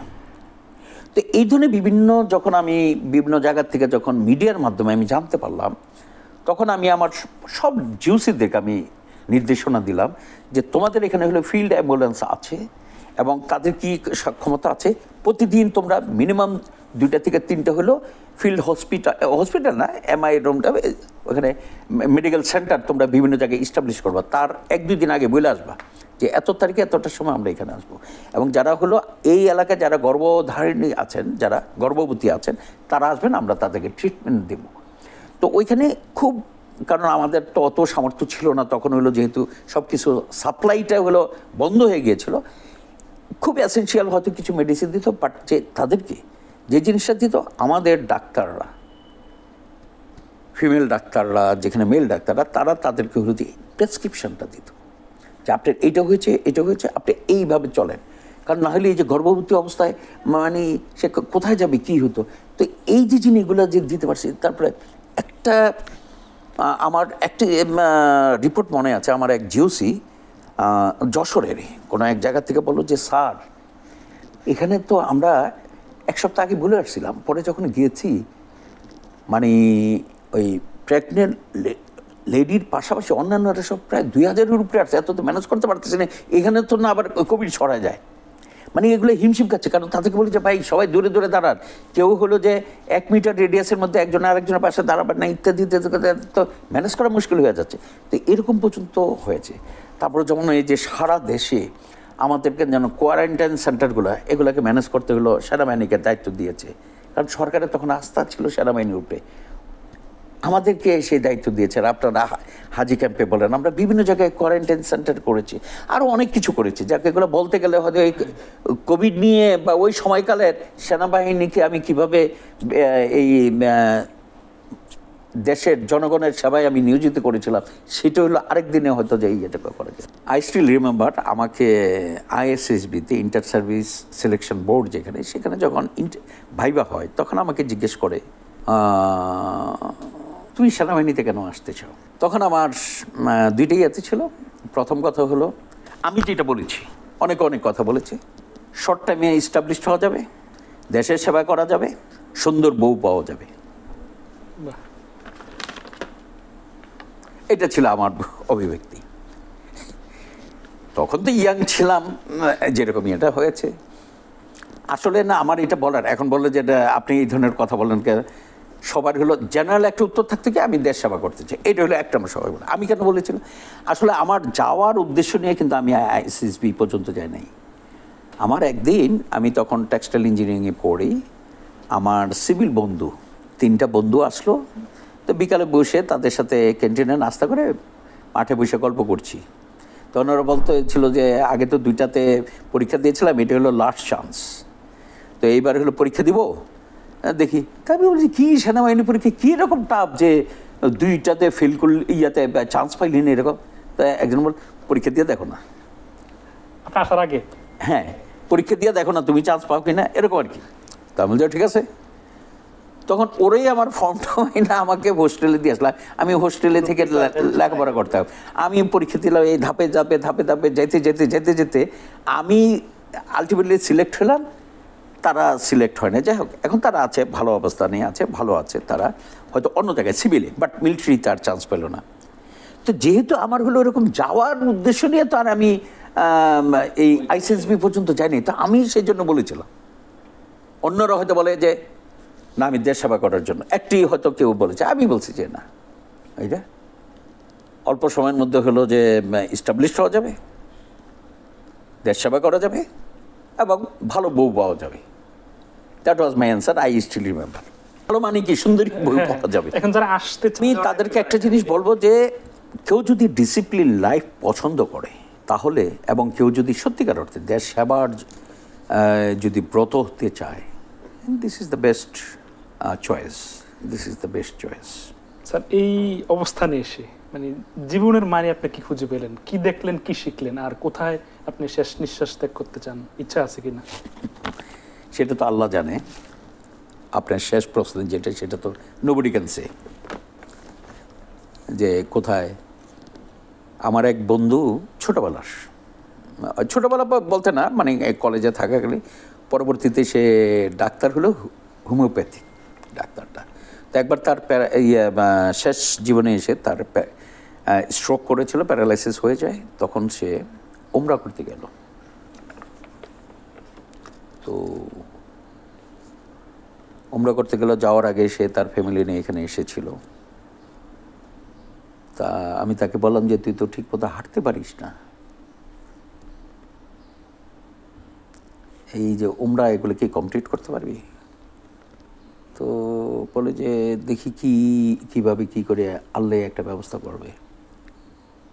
আমি তখন তাকে, তার ছেলেকে ইয়েটা করে আমি বল যে আমি যদি তোকে একটা হুইল চেয়ার কেনার টাকা দিয়ে দিই, নিবি? তো একটু এটা করলো, পরে দিলাম, 50,000 টাকা দিয়েছিল। তো সে ওইখান থেকে প্রতিদিন আমাকে ফজর নামাজের পরে একটা SMS পাঠাইত, দোস্ত তোর জন্য দোয়া করছি, প্রতিদিন। আমি শেষ মেসেজের আগের মেসেজটা পেলাম, দোস্ত আজকে তোর জন্য দোয়া করেছি। এর পরবর্তী মেসেজটা পেলাম, তার ছেলে আঙ্কেল আব্বু মারা গেছেন উমরা করার পরে আর কি, ওখানেই মারা গেছেন, এবং জান্নাতের বাকিতে ওইখানে হলো, তখন হলো মদিনাতে ছিল, ওখানে মারা গেছেন। তো এই একটা জিনিস, যে আসলে তো কেউ বলতে পারে না যে আল্লাহ কার মৃত্যু কোথায় লেগে রেখেছে, নোবডি ক্যান সে, ঠিক আছে না? মানে জীবনের মানেটা কি খুঁজে পেলেন, অভিজ্ঞতাটা? আমি মনে করি যে আলহামদুলিল্লাহ, আমি হয়তো যে ছোটবেলা থেকে যতটা না এক্সপেক্ট করেছি, আল্লাহ তার থেকে বেশি আমাকে দিয়েছে। হয়তো আমি কখনো চিন্তা করি না আমি সেনাপ্রধান হতে পারবো, হয়তো আমি চিন্তা করি না যে আমি 2টা বাহিনী কমান্ড করতে পারবো, বাংলাদেশ সেনাবাহিনীতে আমি হলো 16তম, বর্তমান যিনি আছেন উনি 17তম। এর মধ্যে মাত্র আমরা 2 জন এই বিজিবি তদানীন্তন বিডিআর এবং সেনাবাহিনী কমান্ড করার সুযোগ হয়েছে। একজন জেনারেল আতিক এবং সেকেন্ড হলাম আমি। তো এই যে সম্মান, 7টা বছর 2টা বাহিনী কমান্ড করা, এবং সবচেয়ে হলো গুরুত্বপূর্ণ বাংলাদেশের ইয়েতে অফকোর্স পুলিশ বাহিনীও আছে, যেহেতু ওদিকে আমাদের যাওয়ার কোনো সুযোগ নাই, বাট যেখানে আমাদের সুযোগ ছিল 2টা সর্ববৃহৎ বাহিনী কমান্ড করার হলো এই যে সম্মানটা আল্লাহ দিয়েছে, আর কি চাই। So I am fully contented with my life, I am fully satisfied. তো এখন যেমন আমার সময় কাটে আমার নাতনিকে নিয়ে, একদিন না দেখলে নানার বাড়ি চলে যায়, যদিও ক্যান্টনমেন্টে থাকে নানা, রিটায়ার্ড একজন ব্রিগেডিয়ার জেনারেল আমার ভাই। হ্যাঁ, ওইখানে যদি চলে যায়, একদিন না দেখলে ভাই আমি টেলিফোন করি বৌমাকে, এই সাবাইরা কোথায়? আব্বু আমরা তো একটু আম্মুর এখানে এসেছিলাম, ইয়েতে আমাদের ওইখানে আসছিলাম। তো ও আচ্ছা, কখন আসবা? যখনই আসবা আমাকে একটু দেখায় নিয়ে যাবা। মানে প্রতিদিন না দেখলে যেমন হলো যে এরকম হয়। তো এই যে নাতনিকে নিয়ে আমার এবং আমার ওয়াইফের খুব সুন্দর সময় কাটছে। তারপরে বন্ধুদের সাথে গল্ফ খেলতে যাই সপ্তাহে 2 দিন বা 3 দিন। বাট ইদানিং একটু আমার একটু ওই হিপ জয়েন্টে এখানে একটু ব্যথার কারণে আমি একটু গল্ফ খেলাটা একটু বন্ধ রেখেছি, কারণ এই ব্যথাটা মাঝে মাঝে একটু করছে। যদি সুস্থ থাকি, হ্যাঁ সুস্থ থাকে, মাঝে মাঝে গল্ফ খেলতে যাই। তারপর আমার এখানে একটা ছোট্ট একটা জিম আছে, অথবা গল্ফ না খেললেও জিমে যাই। তা আবার যখন ওই যে বললাম এখন একটু মাঝে মাঝে যেমন এই যে হিপ জয়েন্টের ব্যথাটার কারণে ওইটা হয় কি, ওই তখন জিমও বন্ধ রাখি, গল্ফ খেলাটা বন্ধ রাখি। আর না হলে ওই যে জিমে যাই, যখন হলো গল্ফের যেদিন জেনে সেদিন জিমে যাই, সময় কাটাই, প্রায় ঘন্টাখানিক সময় সেখানে কাটাই। আর নাহলে বন্ধুদের সাথে গল্ফ খেলি। আমি এখন যেমন আত্মজীবনী ওইটা আস্তে আস্তে নিজে নোট করে নিচ্ছি, না নোট করে পরে হয়তো দিয়ে এটাকে করবো। আর বই লেখার হলো আমি যে পিএইচডি করেছিলাম, পিএইচডি করার পরে আমি ওই সাবজেক্টের উপরে পিএইচডি করেছি।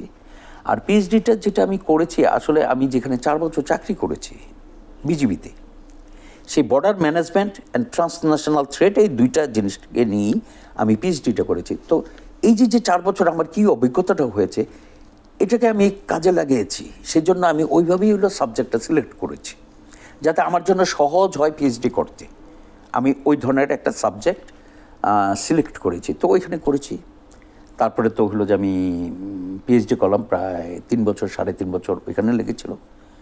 আই স্টিল রিমেম্বার, সেই ময়মনসিংহ থেকে আসতাম, প্রতি উইকেন্ডে ক্লাস হতো, 6 ঘন্টা করে ক্লাস হতো। আগের দিন চলে আসতাম, ঢাকাতে ফ্যামিলি থাকতো তখন, মাঝে মাঝে ময়মনসিংহ যেয়ে থাকতো, এখানে আসতাম, বিউপিতে ক্লাস করতাম, তারপরে এবার করে তো এই যে পিএইচডি করেছি। পিএইচডির ওই সাবজেক্টের উপরে আমি একটা বই লিখেছি।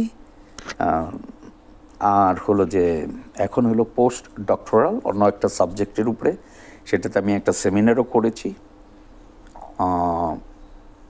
এখন ফাইনালিস্টে এখন হলো যে ওই সাবজেক্টটি নিয়েই না, আমি হলো ওইভাবে দিই নাই। আমি যেমন ওই বইটা থেকে করে যেমন বিভিন্ন ইনস্টিটিউশনে বা অন্যান্যরা যারা আসে এখানে যখন আসে, আমি হয়তো যে তাদেরকে গিফট করি। হ্যাঁ, আমি ওই ধরনের, কারণ এটা ইয়াতে যারা কনসার্ন যারা আছে, অনেকে হয়তো যে এমন একটা সাবজেক্ট, আপনি যদি গল্পের একটা বই, এটার হলো সবাই ইন্টারেস্ট নিবে, ঠিক আছে না? এখন বর্ডার ম্যানেজমেন্ট, ট্রান্সন্যাশনাল থ্রেট, এই সমস্ত বিষয় নিয়ে যখন হবে, সবাই হয়তো যে আমার কাছে মনে হয়েছে সবাই এটাতে, যারা এই ধরনের কর্মকাণ্ডের সাথে জড়িত আছে, only they will take interest, not everybody. আপনাদেরকেও ঈদের শুভেচ্ছা জানাচ্ছি, দেশবাসী যারা এটা দেখছেন বা আগামীতে দেখবেন, সবার প্রতি রইল ঈদের শুভেচ্ছা। সবাই ভালো থাকবেন।